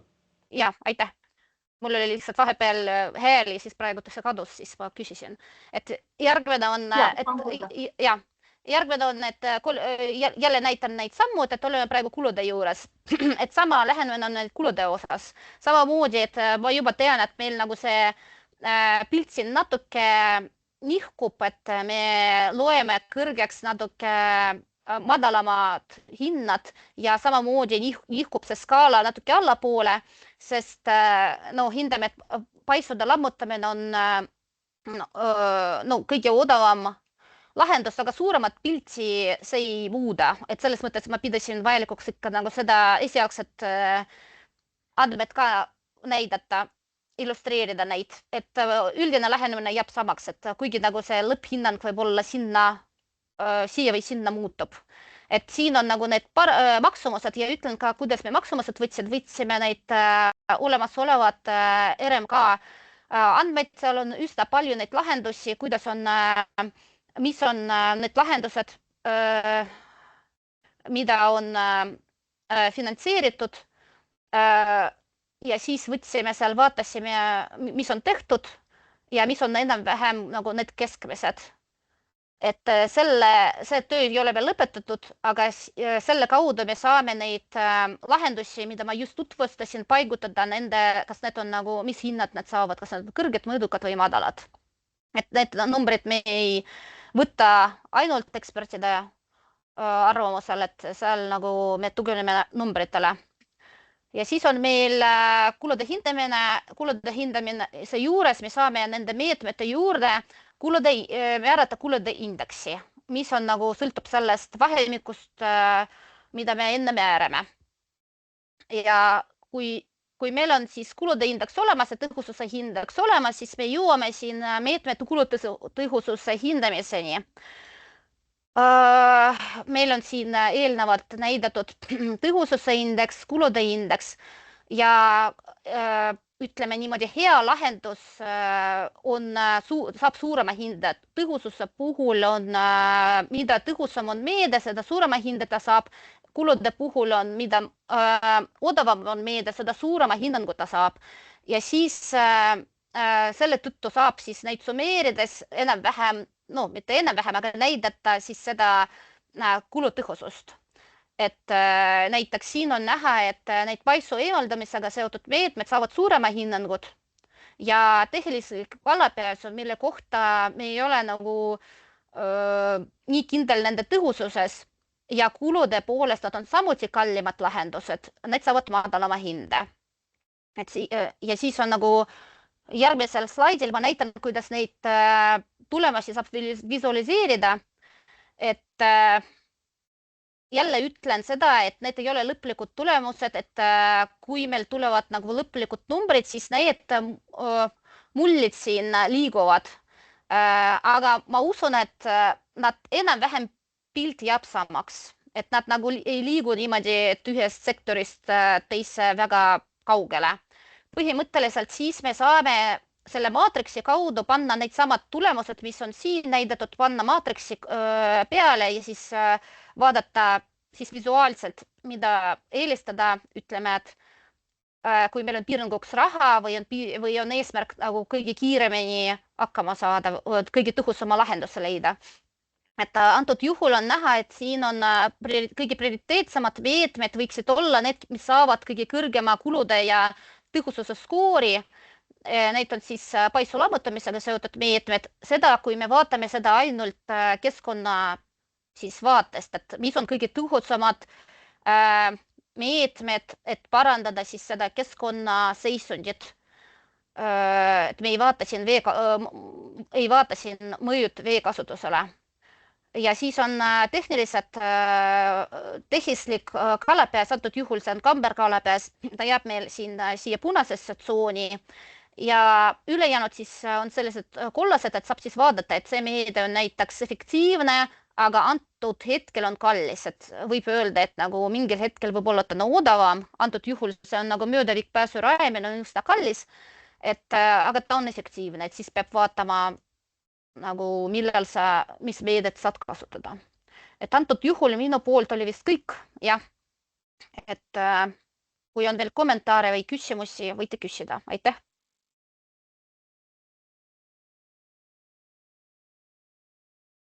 Aitäh, Aljona. Palun, Jan Niilo on käsi. Ja, tere. Tere. Vaatan seda ettekannet ja näen, et et kulutõhusust arvestatakse ainult loodusväärtuste eesmärkide saavutamise perspektiivist ja ei võeta arvesse muid väärtusi ja eesmärke, aga meil on ka tegelikult ju need objektid on ju väga mitmedimensioonilised iseenesest, et kus peaks tegelikult võtma arvesse teisi eesmärke, kus võib olla näiteks muinsuskaitselised eesmärgid või on ka omaniku ootused nii-öelda ja noh, ütleme, kui me nagu sektori kaupa hakkame neid kulutõhususi hindama, siis ju tegelikult iga sektori vaates tuleb see vastus nii-öelda risti vastupidi nii-öelda siis sellele keskkonnaeesmärkide vastusele, et millal siis kaalutakse nii-öelda ka teisi eesmärke nii-öelda kogumina? See on väga õige tähelepanek, et tõesti, et antud juhul, et vaadatakse ainult keskkonna perspektiivist, et kulutõhusus kui eesmärgiks on hea keskkonnaseisundi saavutamine, aga veeraamdirektiiv näeb ette ka sotsiaalmajanduslike mõju hindamist. Siis on see erandite võimalus. Igatahes neid teisi perspektiive kaalutakse küll ja võetakse arvesse ja kirjeldatakse, aga kulutõhususe analüüs on siin, see ei võta neid arvesse. See on nagu ainult nagu puhtalt keskkonna ja hinna omavaheline suhe, ütleme niimoodi. Reeda võib-olla täiendab veel. Täiendada jah, et veemajanduskavade raames ongi eesmärk vette hea seisund. Et me vaatamegi seda keskkonnaseisundi suhtes, et selliseid konkreetseid objektipõhiseid muid sotsiaalmajanduslikke asjaolusid me saame arvestada siis, kui me valime välja konkreetse paisu ja hakkame analüüsima seal, et mis lahendus seal võiks olla. Et seda me saame siis teha ja vaadata. Antud juhul me vaatame sellest veemajanduskava eesmärgist lähtuvalt. Veemajanduskava eesmärk on saavutada veekogu hea seisund ja millised lahendused on selleks kõige tõhusamad, selle eesmärgi saavutamiseks kõige tõhusamad ja siis ka nagu sealt edasi kulutõhusamad sõltuvalt sellest, mis kulud siis konkreetse tehnilise lahendusega seotud on. See, et nüüd ja sellest eesmärgist lähtuvalt siis on ka see kulutõhususanalüüs tehtud. See ei välista seda, et kui me hakkame konkreetset paisu konkreetses asukohas vaatama, et siis me muid asjaolusid konkreetse tehnilise lahenduse valimise juures ei arvestaks selliselt. Lihtsalt kui me vaatame ja analüüsime ligi 400 paisu, meil ei ole võimalik väga detailiga muude asjaolude arvestamisega minna. Aga jah, ütleme veemajanduskavade vaates me vaatamegi täpselt seda, et mis meie eesmärk on. Eesmärk on vette hea seisundi saavutamine ja sellest lähtuvalt, kui me hindame neid tõhusad lahendused selle eesmärgi saavutamiseks. Sain ma õieti aru, et kui Reeda jutu mõttes seda, et kui Aljona paneb otsustusmaatriksisse sisse muinsuskaitse väärtust, mida ei ole võimalik teises kohas asendada, mille väärtus on nii-öelda ei ole rahas mõõdetav nii-öelda, samuti ka veel, kus meetmes puht veemajanduskavad lammutamine on kõige odavam, kus on põhimõtteliselt on meil, kus on üks isik antud juhul näiteks ka restus, kus on see veemajanduskava rakendajal on ebaproportsionaalselt suur koormus võrreldes kogu looduskaitse väärtusega, kus see looduskaitse kogu koormus peaks kanduma nagu kõigi ühiskonnagruppide peale võrdselt, kus üks isik ei astu tagasi. Mõte on selles, et nii kaos looduskaitseseadus kui ka riigivastutusseadus, kus Keskkonnaamet läbi menetluse annab õiguspärase keelduva haldusakti nii-öelda isik on jäänud oma õigusvastaselt varastega vist kolmas õiguskantsleri nõunik on ütelnud, et ma tahaks kõiki teisi juhtumid analüüsida, mitte seda aine. Kaasa arvatud sihtasutuste õiguskeskus 2021 on teinud ka juhtumi uuringu. et kui Aljona võtab nagu see lõplikul otsustamisel tulevad mängu päris suured nagu öelda punktid nii-öelda. Ütleme niimoodi, et millised nendest pakutud lahendustest välistavad täielikult muinsuskaitse eesmärgi täitmise. Et see on nagu ka jällegi me ju analüüsime 400 objekti. Muinsuskaitse huvi on seotud kokku otseselt või kaudselt 40 objektiga umbes. Et selles suhtes, et ja Eesti riik ei ole ära otsustanud seda, et muinsuskaitse väärtus on suurem väärtus, kui on keskkonnakaitse väärtus. Et sellist otsust meil ka ei ole, mis tõttu me peamegi nagu sellised detailsemad analüüsid, me saamegi teha konkreetse objekti põhjal. Mitte nagu sellise nagu laiapõhjalise kulutõhususe analüüsiga, et veekaitse eesmärgi arvestades, kus me siis vaatame, et milline on kõige kulutõhusam lahendus. Et me ei välista neid asju, aga me ei saa seda analüüsi viia sellisele detailsele tasemele. Ma arvan, et see ei oleks ka ressursside mõistlik nagu kasutamine, et nagu nii me peame igat objekti eraldi vaatama, kui me läheme sellega tegelemise juurde. Sellepärast loodamegi Keskkonnaameti tasakaalust nõustamisel ja sellele osale, et leida nii nagu Aljona tõi välja kõige need efektiivsemad kohad, kus on võimalik siis raha ja otsuseid ja isikuid riivamata nii-öelda sellele rakendada. Ja need umad kartulid on siin õhus juba 20+ aastat nagu öelda ja me teeme ikka ökoloogilist majanduslikku analüüsi ja nüüd on veel selles mõttes ka, et selle juriidiline väärtus nagu öelda Reeda ütles, et tooge meile argumendid, et kui ma lähen nüüd härra professor Ülas Erlichi poole palvega saada nagu öelda mingi hinnang, siis Reeda ütleb, no ja mis siis? Sest see on vastu direktiivi on nagu kivipaberkäärid nagu öelda lastemängel. Ütleme, et kui riik peaks põhjendama sellega eranditega või ma olen valesti aru läinud. Direktiiv ja juhised toovad välja sektorid või valdkonnad, kus on ülekaalukas, mida peetakse nagu laialt üle sektorite siis ülekaalukaks avalikuks huvikseks. Et need on need, mida me saame kasutada. Võimalik on ka see, kui on ühe objektiga seotud rohkem huvisid, et mis võib-olla üksikult vaadatuna ei ole ülekaalukas avalik huvi, aga kui need asjaolud kokku panna, siis võib jõuda analüüsis järelduseni, et on tegemist ülekaaluka avaliku huviga. Aga see ongi jällegi see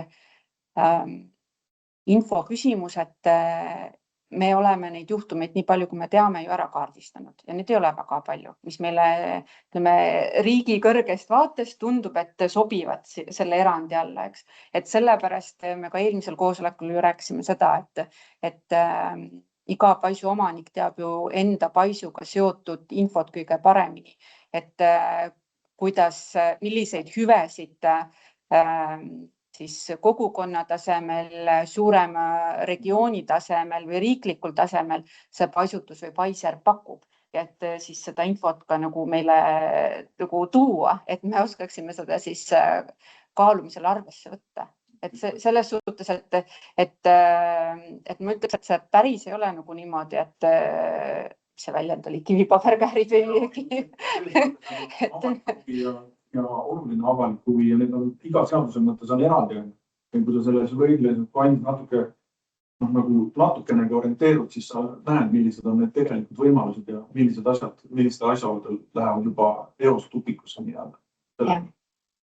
Ja just nimelt on siis lõpevad nii-öelda õiguspärasele keeldumisega nagu öelda ja need on nagu öelda siis uue veemajanduskava uus teema nii-öelda selles mõttes, kus ei ole nagu öelda tehnilist tõhusat meedet nii-öelda selles samas 0–6 asjas on nii-öelda, kus ükski variant ei sobi põhimõtteliselt. Ja see ongi nagu see asi, kuidas see veemajanduskava läbi, aga selleks ongi inimesed ja ametnikud leida ja kaaluda, kus saab, kus ei saa, mida teha ja millisest prioriteetist. Ja nüüd siit siis nagu uuendat täpsustada. Et me loodame teie peale. Selle väga positiivse mõtte pealt, kui ei ole rohkem Aljonale küsimusi, jah, palun, Helena. Ma küsin veel, et kas võiks kohe selle 400 või selle ligi 400 paisu nimekirja siia ka chati panna selle lingi? See on meil täitsa ministeeriumi kodulehekülje peal olemas, see nimekiri, ikka saab jagada. Aga pange siia neid linke, on hästi palju. Ma panen lingi keskkonnaportaali ja see on pinnaveekoormuste analüüs ja seal on tabelid, kust siis tuleb sisse minna ja sealt välja filtreerida olulised ja olulised leevendusmeetmega. Aga ma veel kord hoiatan, et need tabelid ei ole kõige mugavamad läbimiseks.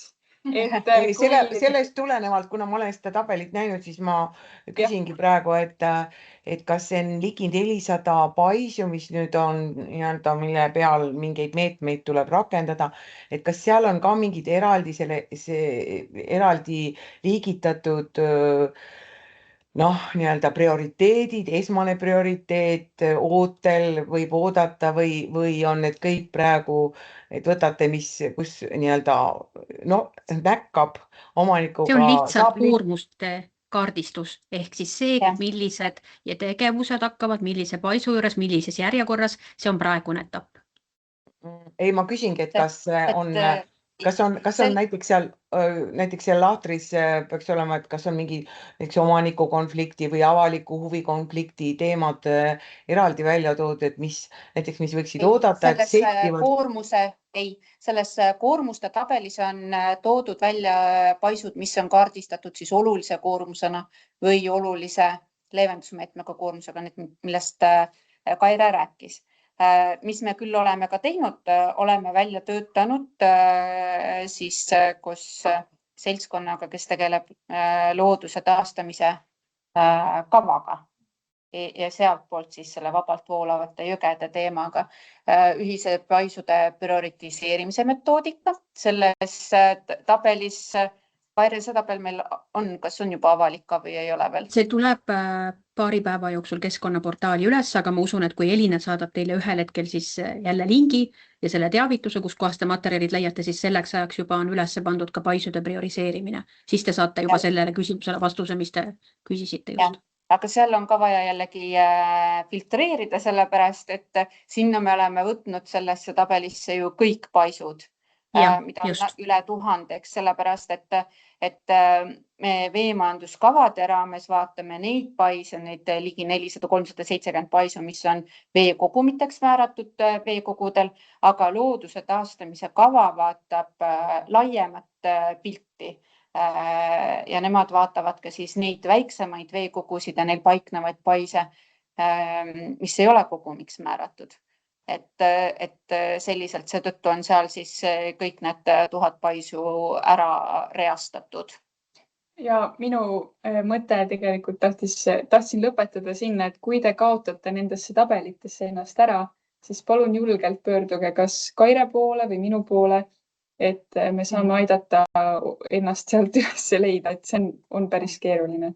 Kas on teada, kui palju inimesi nende tabelite koostamisega tegeles? Te mõtlete nüüd? Ja nende tabelite selle 1000 paisu, kas on nagu teada, kui palju inimesi sellesse oli kaasatud? Sellesse on kaasatud Keskkonnaagentuuri inimesed, Keskkonnaametis paisudega tegelevad inimesed ministeeriumist ja lisaks, kui me koormuseid ju hindasime, siis meil oli ka ju avalikud arutelud, kuhu olid huvigrupid kaasatud, ehk siis see ei ole kuidagi nagu omaette kuskil ühel inimesel nokitsetud. Ma ei öelnud, aga kui palju sinna inimesed on oma töötunde panustanud, see nagu ei olegi mõõdetav tegelikult, et see on nii suur töö. Ja sinna on ka looduskaitseorganisatsioonid kaasatud läbi erinevate töörühmad ehk siis. Selle prioritiseerimise metoodika jaoks meil oli siis konkreetne grupp inimesi, et saaksid nii see looduse taastamise kava vajadused ka nagu arvestatud. Ja see vist metoodikasse, Kaire, sai vist kirja ka, et mis seal on märgitud ära. Jah, meil oli 3 töörühma kohtumist ja seal metoodikas on ära kirjeldatud, milliste asutuste esindajad seal olid kaasatud, mitte küll nimeliselt ükshaaval ei hakanud välja tooma, aga ära mainitud. Ja teen ka siis kirjaliku või suulise ettepaneku koosoleku juhatajale, et nagu öelda nende paisude prioritiseerimised ja osades vaadates neid protokolli tagantjärele. Seal ei ole ühtegi veemeetme rakendajat sees. et see on oluline puudus nagu öelda selles osas. Ja samamoodi ka nende DMV-de ja asjade kaalumisel, seal ei ole ühtegi rakendajat. Ja ka nagu täna, mis meil on 3 infopäeva, me tulemegi nagu öelda käsulauda saama, samas kui see produkt nagu öelda peaks toimuma ühes ühises koostöös ja varatusfaasis nagu öelda. See on nagu selline. Tegelikult tahan sellele selles mõttes vastu vaielda, et ma saan murest aru, järelikult meie kommunikatsioon ei ole olnud piisavalt hea, aga tegelikult juba täiesti esimeses faasis, kui me alles hakkasime mõtlema välja, kuidas seda metoodikat üles ehitada, siis Elina Leiner oli sellel hetkel see, kes korraldas neid arutelusid. Need olid siinsamas Paides. Ja olid. Neid oli vist, ma ei tea, 12 tükki äkki. Ja sinna kutsuti nii palju erinevaid osapooli, kui me vähegi sellel hetkel oskasime kutsuda. Et neid kutseid saadeti ja need arutelud toimusid, et päris nii ei saa öelda, et me ei ole paisu omanikke või rakendajaid kutsunud arutlema kaasa. Mina ütlen niimoodi, et ma ütlen siia vahele küll, et ma olen ka kõvasti nüüd arenenud, aga ma kujutan ette, et kui 3-4 aastat tagasi keegi kutsub mind looduse taastamise kava või mingisuguse juhtrühma koosolekule, siis mina nagu nii-öelda tavakodanikuna, ma ei tea, kas see mind kõnetab, et tegelikult kuna ei ole nimetatud õigete nimedega või tähendab, ütleme, seni kasutusel olevate nimedega asju, kui ei ole kirjutatud veskipaisude omanikud või paisjärvede omanikud või paisutajad, siis sa ei tunnegi ennast ära, et praegu ei ole enam ju paisjärvest vooluveekogu takistusrajatis ja kui ma ei oleks nüüd järjepanu selle teemaga tegelenud, siis ma nagu ei saakski aru, et see puudutab mind. Mina olen vana veskipaisu omanik ja kui mind ei kõnetata sellega, millega ma olen harjunud, siis ma ei tunne, mina nüüd tean, aga kui siin on praegu 1000 paise või ligi 1000 paisu veel, siis ma kujutan ette, et enamus inimesi ei tunne ära, et neid kõnetatakse, sest ei kasutata teadaolevat sõna, vaid on võetud uus terminoloogia ja siis ei tunnegi inimene ära, et tema jaoks on see koosolek. See on väga hea tagasiside ja tähelepanek, et ma kindlasti võtan selle kaasa, et püüame vähemalt siit veemajanduskava poolt selgemini sõnastada, et inimesed ennast paremini üles leiaks. Kindlasti me saame seda paremini teha. Ja ma siia lisaks veel ütlen, et nagu ka tänane koosolek on praegu siin ligi 1,5 tundi väldanud, aga me räägime jälle looduse taastamisest ja vooluveekogude terviseplaanist, aga tegelikult see kõik ongi ju väga tihedalt seotud vanade veskikohtadega ja veskisõna pole mitte kordagi ametnike suust tulnud või ettekannetest välja tulnud, et see ongi see, et nagu see, millega on see teema väga tihedalt seotud, seda terminoloogiat enam ei ole, seda enam ei kasutata. Et see ei ole mitte ainult tänane koosolek, see on kõik siin praegu varasemad kõik koosolekud samamoodi. Ka see, et on sõna paise, aga ametnik, kes sellega kogu aeg tegeleb ja teeb meile ettekandeid ja me kuulame 20 minutit ja 10 minutit on sõnad paise, lubasi, paikasi, järvesi, et see on nagu uus ka keelekasutus või on see mingi murre Tallinnas või Paides, ma ei tea, igatahes nagu see ei ole isegi korrektne keel sellel ametnikul, kes igapäevaselt selle teemaga tegeleb. Sõna paisusi on selline arhailine keelepruuk, aga kui me siin teeme seadusi ja on igasugused ettekanded ja uued meetmed ja kõik on kirja pandud, siis see kuulata ametnikult sellist kõnepruuki on nagu väga kummaline. Aitäh. Teadmiseks võetud. Ma tahaks anda Anule sõna, sest tal on hästi pikalt käsi ja pärast seda lähme palun edasi järgmise ettekande juurde. Palun, Anu. Ja aitäh, ma tegelikult tahtsin vastata juba esimene kord, kui Mae Jusk sõna võttis ja küsis selle tabeli kohta, et ma tahtsin öelda, et ma olen Muinsuskaitseameti esindajana siin ja me oleme kogu aeg siin olemas olnud, väga vaikselt kuulame, teeme märkmeid, aga ma tahtsin tegelikult seda öelda, et me oleme sellesse veemajanduskava plaanidesse ka päris palju panustanud, meid on kaasatud, aitäh selle eest, et tegelikult me ootame ka põnevusega, millal see meie panus hakkab nagu välja paistma nendest dokumentidest, sest me oleme teinud Keskkonnaametile oma arust väga põhjaliku analüüsi ka oma nii-öelda veskitest, mille juurde kuulub pais, mis on mälestise osa, isegi kui ta on eraldi välja toodud. Pluss on meil suur tabel ka nende paisutuste ja paisjärvede kohta, mis ei ole mälestised ega ka veskiga seotud, aga mis mõjutavad näiteks mõisaparke ja sealseid veesüsteeme. Et see info on kõik tegelikult Keskkonnaagentuurile, Keskkonnaametile olemas. Meile öeldi, et koormuste analüüsi seda ei panda, sest need võetakse ainult, ühesõnaga pais on ainult koormus, aga et meetmete omasse küll, nii et me ootame huviga ja loodame, et selle kohta tuleb sinna tabelisse kunagi oma selline lahter või veerg, nii et aga jah, et see on õige, et tegelikult need veskid on jah, tõesti natukene meil tagaplaanile jäänud, et nad on ka täitsa olemas ja pais on alati ikkagi veski osa, mitte lihtsalt üks looduses olev tõkend.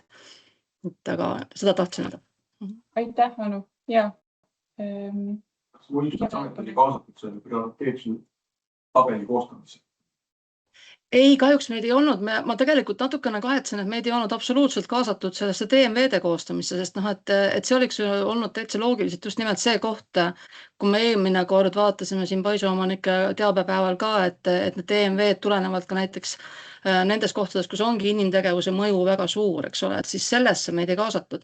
Kui ma seda DMV-de tegemise tabelit pärast vaatasin, kui see juba valmis oli, siis seal oli väga huvitavalt ju päris paljud ettepanekud, et kuulutame mingisuguse kogumi DMV-ks, eks ole, aga siis oli ikkagi otsus, et ei, ta ikkagi on olulise leevendusmeetmega, et need ikkagi tuleb kalapääsu olema hakata.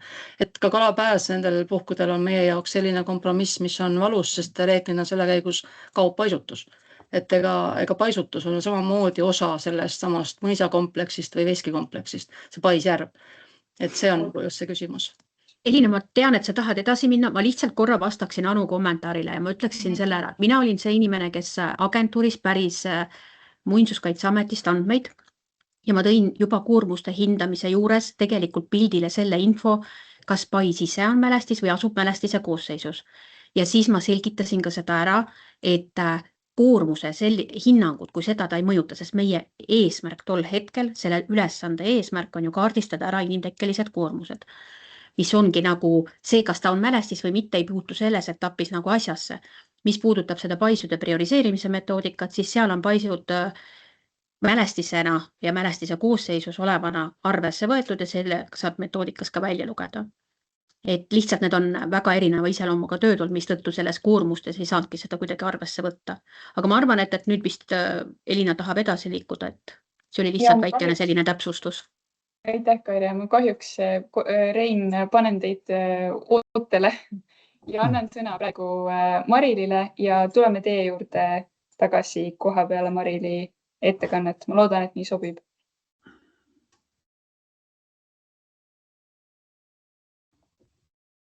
Tere, ma olen siin Elina ja Reeda ja meie kahe kliendiga samas ruumis, et ma oma kaamerat sisse ei pane, aga jagan teiega kõigepealt ühte sellist one-pageri lehte meeldetuletuseks, et millal siis on vaja keskkonnakaitseluba paisutamiseks või siis registreeringut, et millal seda vaja on. Me teeme natukene nagu veekogudel vahet, et mis on lõhejõed ja mis ei ole lõhejõed. Et lõhejõgede puhul, kui on veetaset tõstetud rohkem kui 30 centimeetrit, et siis on vaja paisutamiseks keskkonnaluba ja teistel muudel veekogudel siis, kui paisu kõrgus on alates 1 meetrist. Aga juhul, kui toimub hüdroenergia kasutamine, siis on vajalik igal juhul keskkonnakaitseluba taotleda. Registreering on selline väiksema mõjuga luba, mis lubab siis veetaset alandada paisutamisel või siis on vajalik taotleda paisu likvideerimisel. Täpsemat infot siis ma ei hakka siit kõike maha lugema. Samuti kalapääsu rajamisel võib olla vajalik registreering, kui toimub tahkete ainete paigutamine või siis süvendustööd veekogus. selle ekraani jagamise ma nüüd lõpetan ja proovin jagada teiega hoopis ühte sellist põnevat kohta.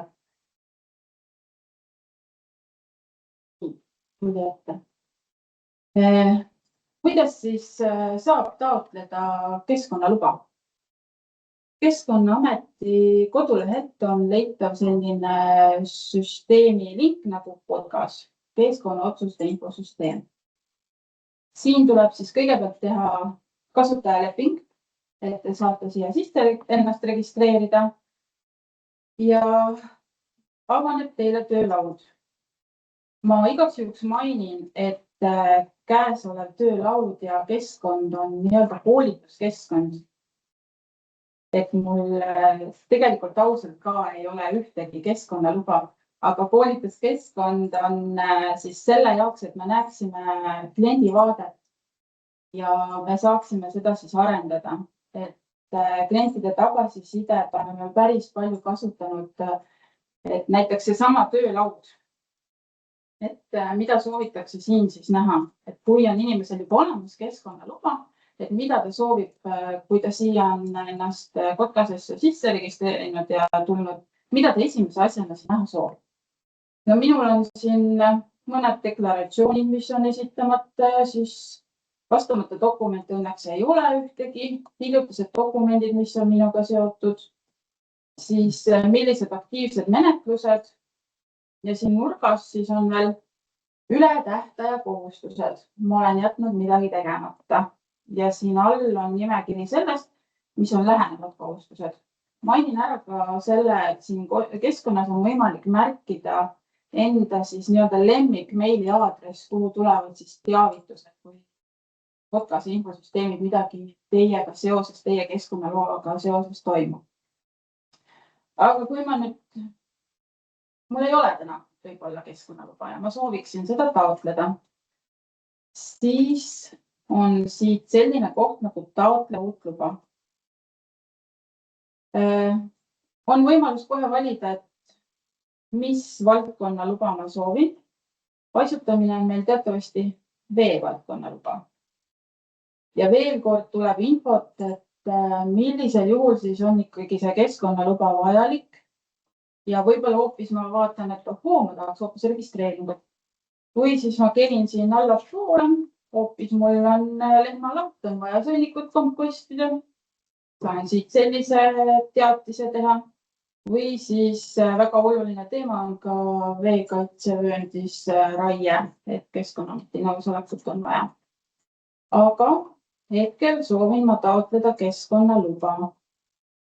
Lähen taotlema. Kuna tegemist on keskkonnaga, kus minul on juba hästi palju poolikuid asju, siis ta kõigepealt küsib, et kuule, et sul on juba mõni esmataotlus esitatud, et äkki sa tahad mõnega edasi minna. Aga ma ei soovi, tahan uut.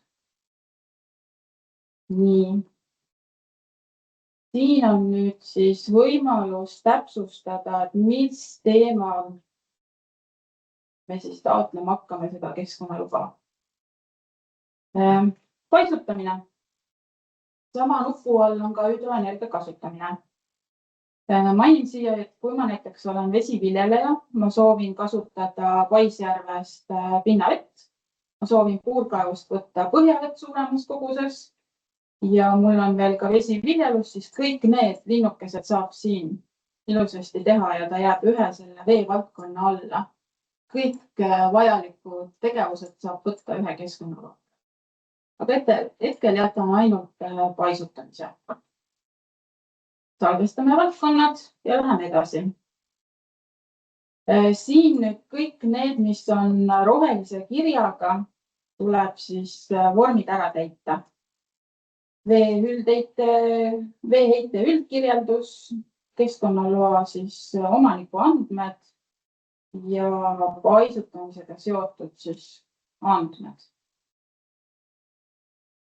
Lisan, et see taotluse vorm on hetkel jälle ümber tegemisel, et on meile tulnud sisendit, et me küsime infot liiga palju ja mõnes vormis korduvalt, et siin ja seal üks ja sama info et need taotluse vormid on ümbertegemisel, vaadatakse kõik üle ja kui me saame asjad muudetud, siis Keskkonnaamet jagab jälle uudiskirja, et on muudetud. Siin on siis võimalik täita andmeväljad, mis pais, kus kohas, millised kõrgused, lisada faile, jagada infot, kas on kalapääs olemas, kas on olemas võib-olla projekt selle rainamiseks, võimalikud põhjendused, miks kalapääsu ei ole või miks seda vaja ei ole. Võimalik on põhjendada ülekaalukat avalikku huvi, et siis oleks erandiga, et ei olegi vaja kalapääsu rajada. Ja siin all on ka võimalus, et jah, ma tahan hüdroenergiat kasutada, siis tuleb veel natukene mõni lahter juurde, mis siis on vaja täita.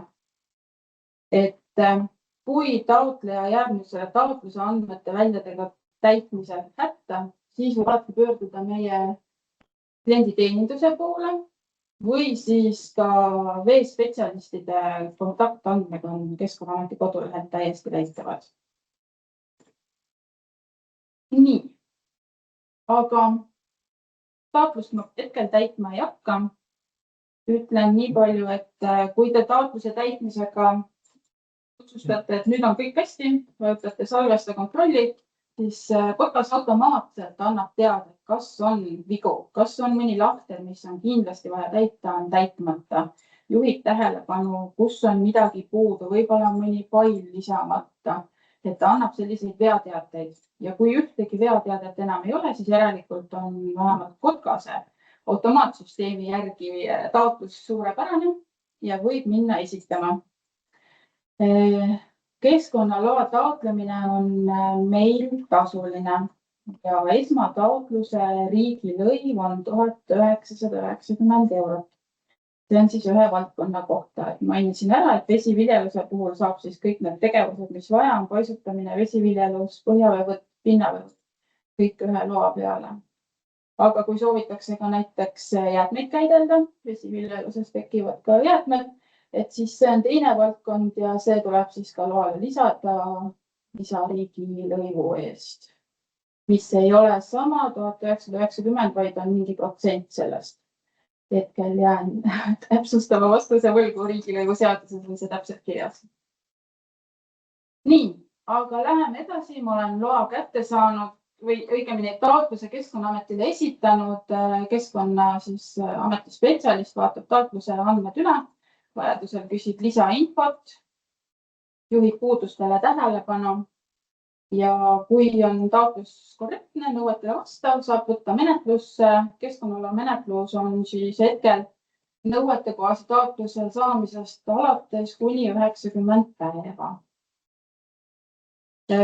Selle aja jooksul koostatakse eelnõu, eelnõule küsitakse siis taotleja arvamust, kaasatakse kohalik omavalitsus ja paisutamise puhul on kaasatud ka avalikkust nii palju kui piirinaabrid, kes on seal paisu ümber, kelle maa niiskusrežiimi see paisjärv mõjutab ja võimalik, et siis mõned kohalikud MTÜ-d, kes on näiteks ise avaldanud arvamust, et nemad soovivad kaasatud.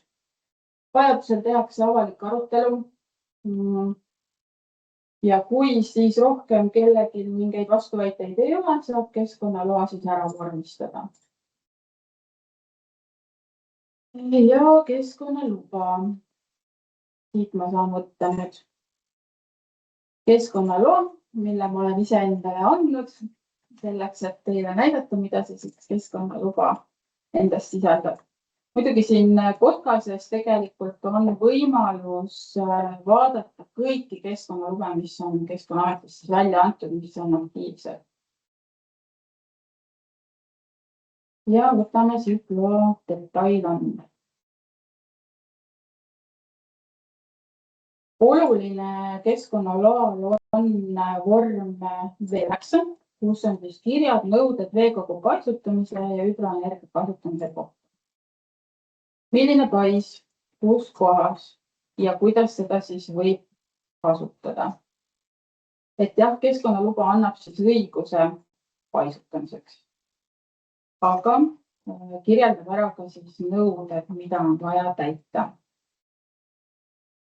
paisutustasemed, veetasemete reguleerimine, hooldus, näiteks siin on väga hästi kirjeldatud, et 4 korda aastas tuleks kindlasti korralikult pais üle vaadata, tehniline seisukord, kas on avariiline, kas kuskilt sealt tuleb vesi läbi, kust ta tulema ei peaks. Ja kirjeldada kõik need nähtused ära siis hoolduspäevikus, mida siis uuemate lubadega Keskkonnaamet palub ka endale esitada. Mõnes vanemas loas päris sellist nõuet ei ole, on kirjas, et hoolduspäevikut tuleb esitada siis, kui Keskkonnaamet seda küsib. Ehk siis näiteks kui on kahtlus, et pais on avariiline, sooviks teada, et kui kaua ta on juba avariiline olnud ja kas 10 aastat tagasi näiteks oli veel terve või mis on tulevik, et kui tõenäoline on, et see pais ikkagi mõne aasta pärast laiali vajub. Et siis on seal ka kirjas veetasemed ja võib-olla ka suuremad üleujutused, ohtlikumad olukorrad. Tavaliselt on paisule paigaldatud mõõdulatt, milles siis saab silma järgi hinnata veetaset. See peaks siis jääma selle normaalpaisutustaseme lähedale. Loas on ilmselt märgitud, et kui palju ta võib kõikuda. Kui tegemist on hüdroenergia kasutamisega, siis on märgitud loast siis ka kõrgem ja madalaim paisutustase, kuhu vahele peab siis see veetase jääma. Siis seire ZTG kohta, et tuleb hinnata eksperthinnanguga, kui paks on see ZTG seal Paisjärves. Võimalik, et määratakse näiteks, et kord 5 aasta jooksul hinnata ZTG paksust. Siis juhul, kui on vaja näiteks paisul teha mingeid avariitöösid või midagi muud parandada, paigata, värskendada, et siis on loas on ära mainitud, kuidas veetaseme alandamist võib teha. Millised on siis need nõuded, et kuidas käituda, et Z ei läheks näiteks veetaseme alandamisega allavoolu. Paisi omanik vastutab selle eest, et pais on tehniliselt korras ja puhastatud, et seal ei oleks mingit risu ees, mis tekitab veel lisakoormust ja paisutust.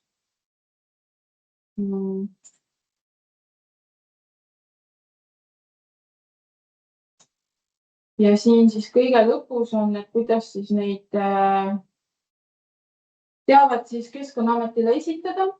Näiteks siin on täpselt kirjas, et 1 kord aastas hiljemalt 10. jaanuariks tuleb esitada. Aga nagu eelnevalt näha oli, siis selle loaga seoses minul oli küll üks nõue oli täitmata ja õigeks ajaks esitada. Et üldiselt peaks see nüüd olema kõik, kuidas üks keskkonnaluba välja näeb. Kui on küsimusi? Küsin näiteks selle, mis oli metsa ja puude raie, et kui pikalt see nagu menetlus käib nii-öelda tavaliselt? Kui ei ole probleeme, siis tuleb automaatotsusega kotasest. See tähendab, et sa taotled ja mis tähendab automaat, millise tähtaja? Taotled ja kohe saad. Ja sellepärast, et ettevõtjad, me oleme näiteks suuremad kinnistud või osad on nagu metsaregistriga seotud, kus on nagu öelda siis riigi 10-aastane planeering ja toimub ka selle automaatotsusega, kus ta siis on selle rohealal või toimub see otsustamine. Vanasti oli niimoodi, et küsisid siis see otsustamine venis vabalt või 90 päeva, seal 3 kuu küsimust näiteks. Ehitusel ette jääda selline. Täna on see paremaks läinud, et te ütlete, et see on automaatotsusega liiga. Mitte kõik. Ja selles mõttes see alusotsustamine. See Kotkasse kolimine raie nõusolek veekaitsevööndis, et see jõudis meil käesoleva aasta alguses. Ja, et sealt on tulnud probleemkohti välja, et arendus käib pidevalt, et näiteks üleujutusalade kaardile kuidagi see rakendamine ei sobinud selle nõusoleku küsimistega. Aga me arendame ja teeme seda kogu aeg järjest paremaks, et me oleme selles suunas, et automaatotsuseid oleks võimalikult välja. Me oleme saanud senimaani automaatotsused väga hea kiire haldustavaga juba 15 aastat vähemalt. selleks pidi olema ka eeldus, et piirkonna kohta on tehtud, nagu öelda, siis see metsamajandamise kava nii-öelda riigi poolt ette nähtud ja see automaatselt töötab ka täna. Tahtsin veel küsida see 500 selle kalapääsudesse, mis on selle tahketainete uputamine, selle kohta on eraldi siis registreeringud on tasulised. Ei, registreeringud on ilma riiki lõiguta. Et on nagu miniluba, et ta on selline ühekordseks lühiajaliseks tegevuseks, tavaliselt ehitusaegsed mõjud. Ja kui ei ole tegemist Lõhejõega või Natura alaga, siis selle registreeringu saab väga kiiresti. Kes vastab nõuetele, siis saab väga kiiresti. Kiita tuleb seda, et ise kuidas öelda, et me siin näpud on jämedad ja klapid on väiksed, siis alles viimasel, ütleme, 3, 4, 5 aastal oleme seda kasutanud. See harjumus võtab aega. Esimene, kes kogu aeg peab meid õpetama, on see veespetsialist, kellega me oleme siis nagu loa menetluses seondunud. Sealt oleme abi nagu saanud. Ja, see ongi meie eesmärk. Erinevad asjad on seal. Näiteks ka ühe korra oli küsimus, et ka ühe kinnistu piires nagu, et mingi asja teisaldamine ja teine erinevad sellised, sealt saame nagu sellesse kiiremas menetluses abi nii-öelda. Et sai kasutada seda elektroonilist keskkonda. Metsandus oli erandiga, kuna see kehtib praegu automaatselt, aga samas see metsakorralduskava tegemine nagu maksab. No, küsin veel seda, et kas see veerikasutusloa taotlemine, kas ja muutmine, need on kuskil hinnakirja ülevad? Riigilõivu seaduses esmataotlemine ja muutmine on siis pool sellest. Aga kui näiteks isik taotleb ja ei ole resultatiivne, nii on saanud õiguspärasega, kas siis makstakse tasu tagasi või kuidas? See oleneb, kust ma olen menetlus jõudnud, et kui ei ole menetlusse veel võetud, siis on üks täisriigilõiv tagasi. Aga kui on menetlusse võetud ja poole menetluse pealt selguvad asjaolud, et ei saa anda, et siis seal olid mingid protsendid. Protsendid olid, et kõike tagasi saanud. Seal oli see ka veel, et need andmeväljade täitmisel, see miinimumnõuded, et kui sa need informatsiooni esitad ära, kalapääsuprojekt, see ja too ja 3 ja 4. See on juba siis nagu menetlusse läinud nii-öelda või sealt on juba tagasi pöördunud poole tasuga võimalik nii-öelda. Menetlusse võtmine on eraldi toiming, ehk et selle kohta peab tulema eraldi kiri, et nüüd on taotlus menetlusse võetud, et automaatselt ei juhtu.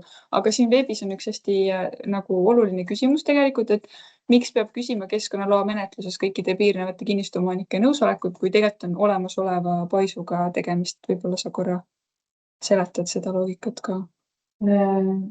Ja selles mõttes, et veeseadus näeb ette, et paisjärv on ikkagi ta on mõjutus ka naabermaale ja selleks, et selle paisjärvega saaks jätkata, siis on vaja naabri nõusolekut. Et ja, et ta võib seal 100 aastat olla olnud, aga meil on juhtumeid, kus ikkagi naaber ütleb, et aga talle see paisjärv tegelikult ei meeldi, sest see haiseb ja kasvab kinni ja sooviks hoopis käristeekulist jõge. Et ehe näide on siin Taevaskojas toimuv Saesnaare paisul. Pooled elanikud soovivad, et pais ja paisjärv jääksid alles, pooled sooviksid, et taastataks jõesang. Et sellepärast tuleb kõik asjaolud nagu selgeks teha, kas naaber on nõus, et see paisjärv on alles. Just, et meie ülesanne loa menetluse käigus on kaaluda läbi kõiki asjaolusid, sealhulgas siis kõiki puudutatud osapooli nagu mitte üle kuulata, aga siis ühesõnaga kaasata ja arvamusi ära kuulata. Aga ma annaksin sõna äkki Reinule, sest et Rein on väga kannatlikult oodanud pika aja ja siis järgmisena Helle Nurmele.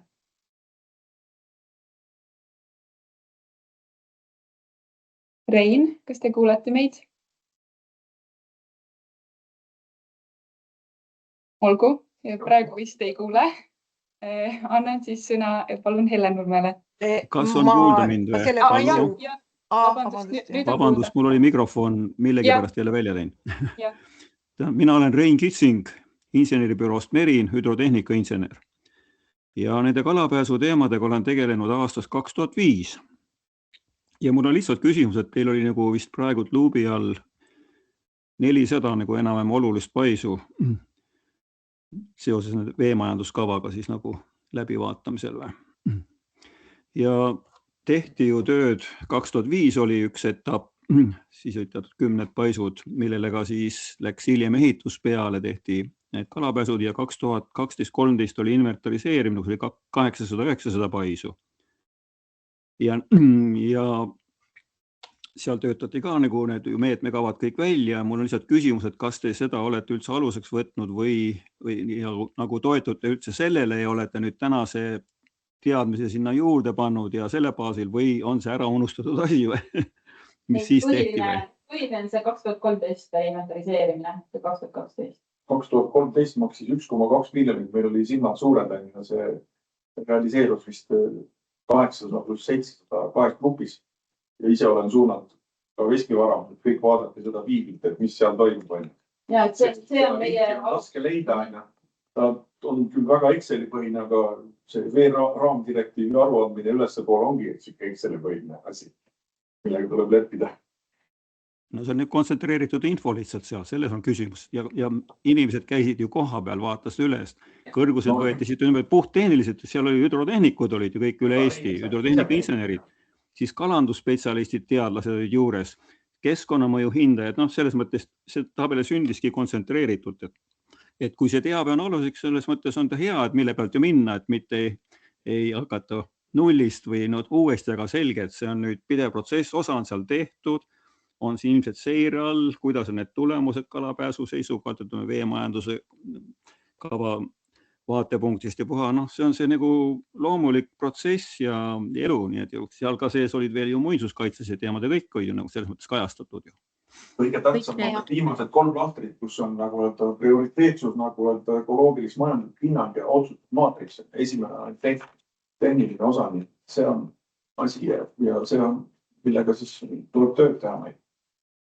Kaire, kas tahtsid midagi täiendada? Kalapääsude puhul on ju ka selge, et seal on väga palju ka see tehniline pool ju oluline, et kui me paisutuse säilitame, teeme kalapääsud, see voolurežiim ja 2 poolt on, mis on kalale hea, mis on inimene arvab, mis on kalale hea ja kus see tulem on välja tulnud, et kui palju seal nagu öeldakse võimalik on mängida selles mõttes, kui me tahame tõesti toimivat kalapääsu saada, sest seda asja on ju üle ilma ka 6-70 aastat sellega tegeldud.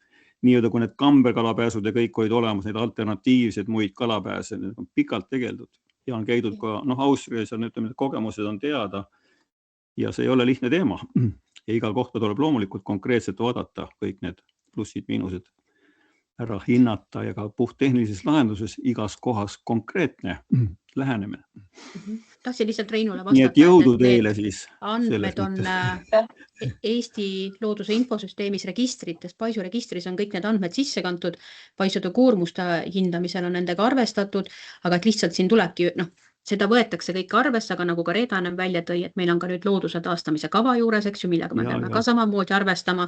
Ehk siis need vanad andmed ei ole mitte kuhugi pildilt ära kadunud. Jah, selge.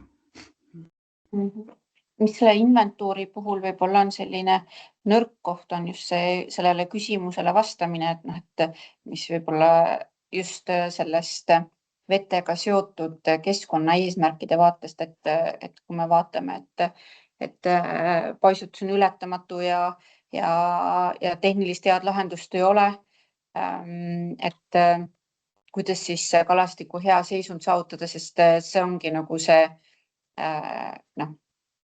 mis nagu, et kuidas me siis jõuame selleni, et kalastiku hea seisund on, üks on see, et kui me jõuame järelduseni, et seal ei olegi elupaikade ja kudealade potentsiaali, siis ei ole ka vaja sellele paisule tähelepanu sellest vaatest pöörata, aga kui on leitud, et ikkagi seal on head elupaigad või elupaiga potentsiaal seal paisu taga, aga need inventuuri hinnangud justkui on sellised, et ei peaks sellega tegelema, siis tegelikult see, et kuidas me selle veekogule seatud eesmärgi siis saavutame, kuidas me sinna siis jõuame. Ja seal tuleb ka see, et et meil need võimalused madalamad keskkonnaeesmärki seada on piiratud, et siis praegu ka näiteks need koormuste analüüsi ja kõik see prioritiseerimine ja meetmete planeerimine, et me neid inventuuri andmeid kasutame, aga me sinna juurde vaatame ka kogu aeg seda, et mis see eesmärk on, et mis me saavutame peame keskkonnaseisundi vaatest on, et selliselt. Jah. Kas Marilile veel mõni küsimus? Mul oli see ennem, ma aitäh, Rein, et sa meenutasid neid vanu aegu ja saime siis teada, et neid ikkagi vist kasutatakse, neid vanu andmeid. Aga minu küsimus oli see, et kuidas ikkagi lahendada siis olukord, kui on ütleme, paisu omanik ja tal ei ole veeluba, nüüd ei ole ju kõigil ikkagi veelubasid veel endiselt, ja ta hakkab seda taotlema ja on üks tõesti vastu, ennem näide oli, et kuidas siis see olukord lahenetakse, näiteks kui see üks on tulnud veel hiljem, ostnud selle kinnistu sinna Paisjärve äärde, kui see Paisjärv on juba üleval olnud, aga lihtsalt on vastu, et kuidas siis, kuidas selline asi siis mõistlikult lahendada? Kuidas te näete, et sellist olukorda lahendada? Elu on näidanud, et inimestele tuleb teha selgitustööd. Et päris paljud, kes Paisjärve ääres elavad ja kelle nõusolekut küsitakse, nad ei hooma seda tulemust, et kui ta oma nõusolekut ei anna, et siis läheb see Paisjärv näiteks likvideerimisele.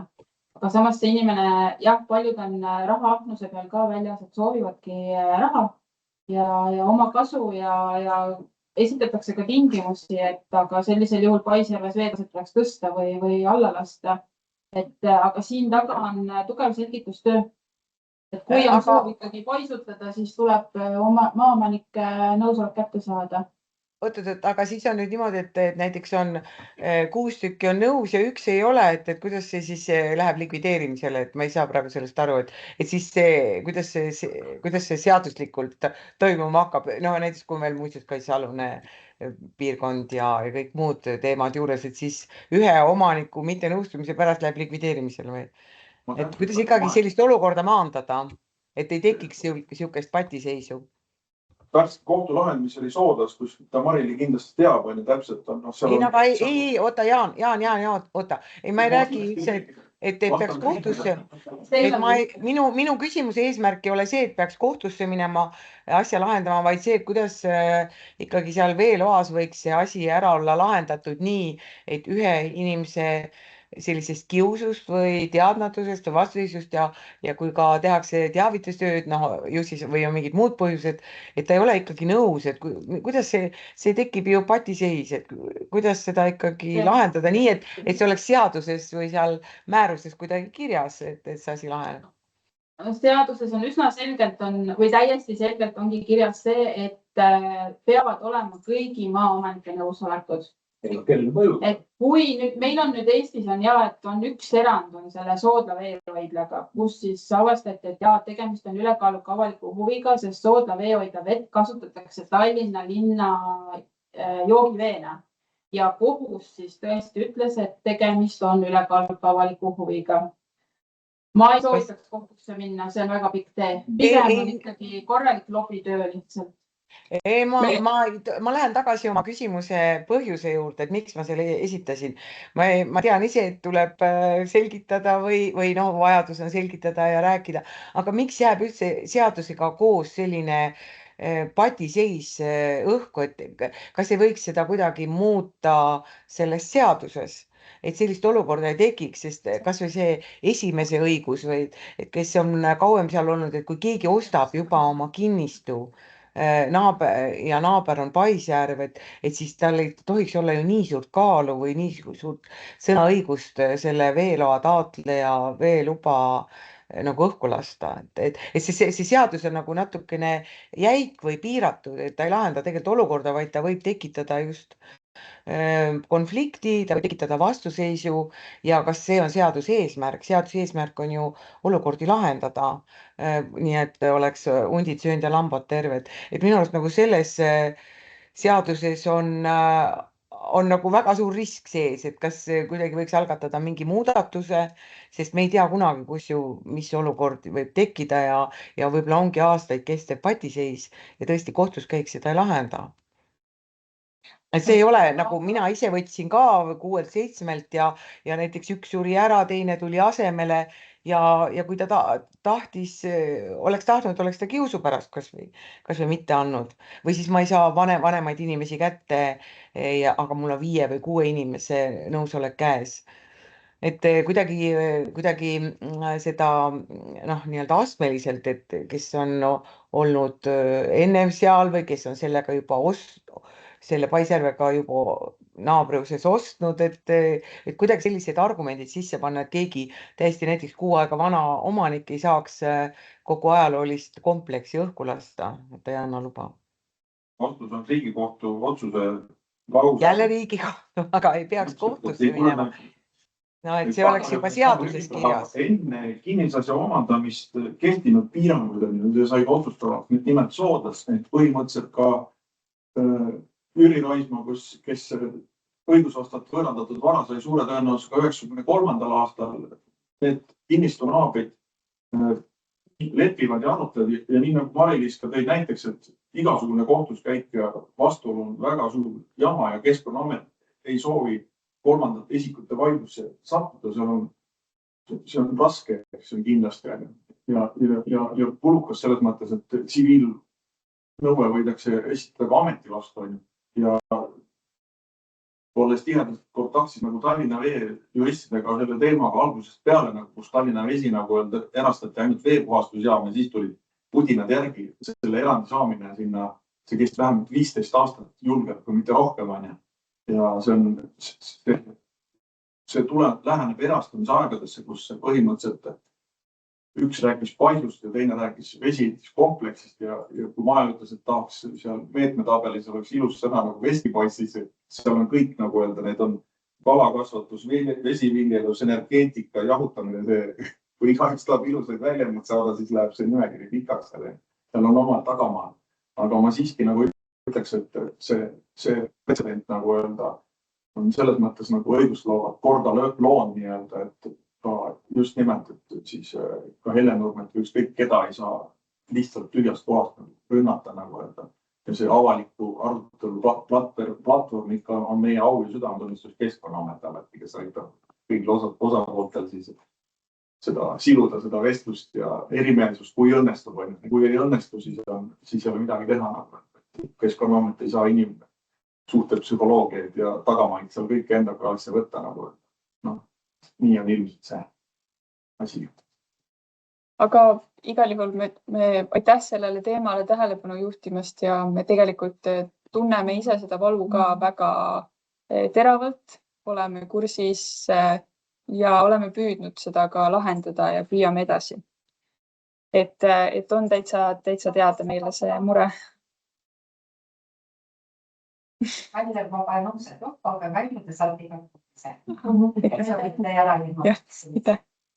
Rein, kas teil oli veel küsimust, et muidu pärast seda ma võtaksin kokku ja lõpetaksin ametliku osa ja saaksime nende spetsiifilisemate muredega siis veel ei ole vist, mul läks kirja võib-olla 2 klõpsu ja 2 kätt, nagu ma ei tea. Selge.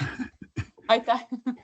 Aga hästi, siis ütlen aitäh kõigile teistele, kellel ei ole rohkem küsimusi, muresid. Aitäh väga sisuka arutelu ja mõtete eest. Kirjutage meile, kui midagi jäi veel puudu, kas minu meiliaadressile või Kaire meiliaadressile, mis siit juba läbi käis. Et jah, aitäh ja siis kirjutamise ja järgmiste kohtumisteni.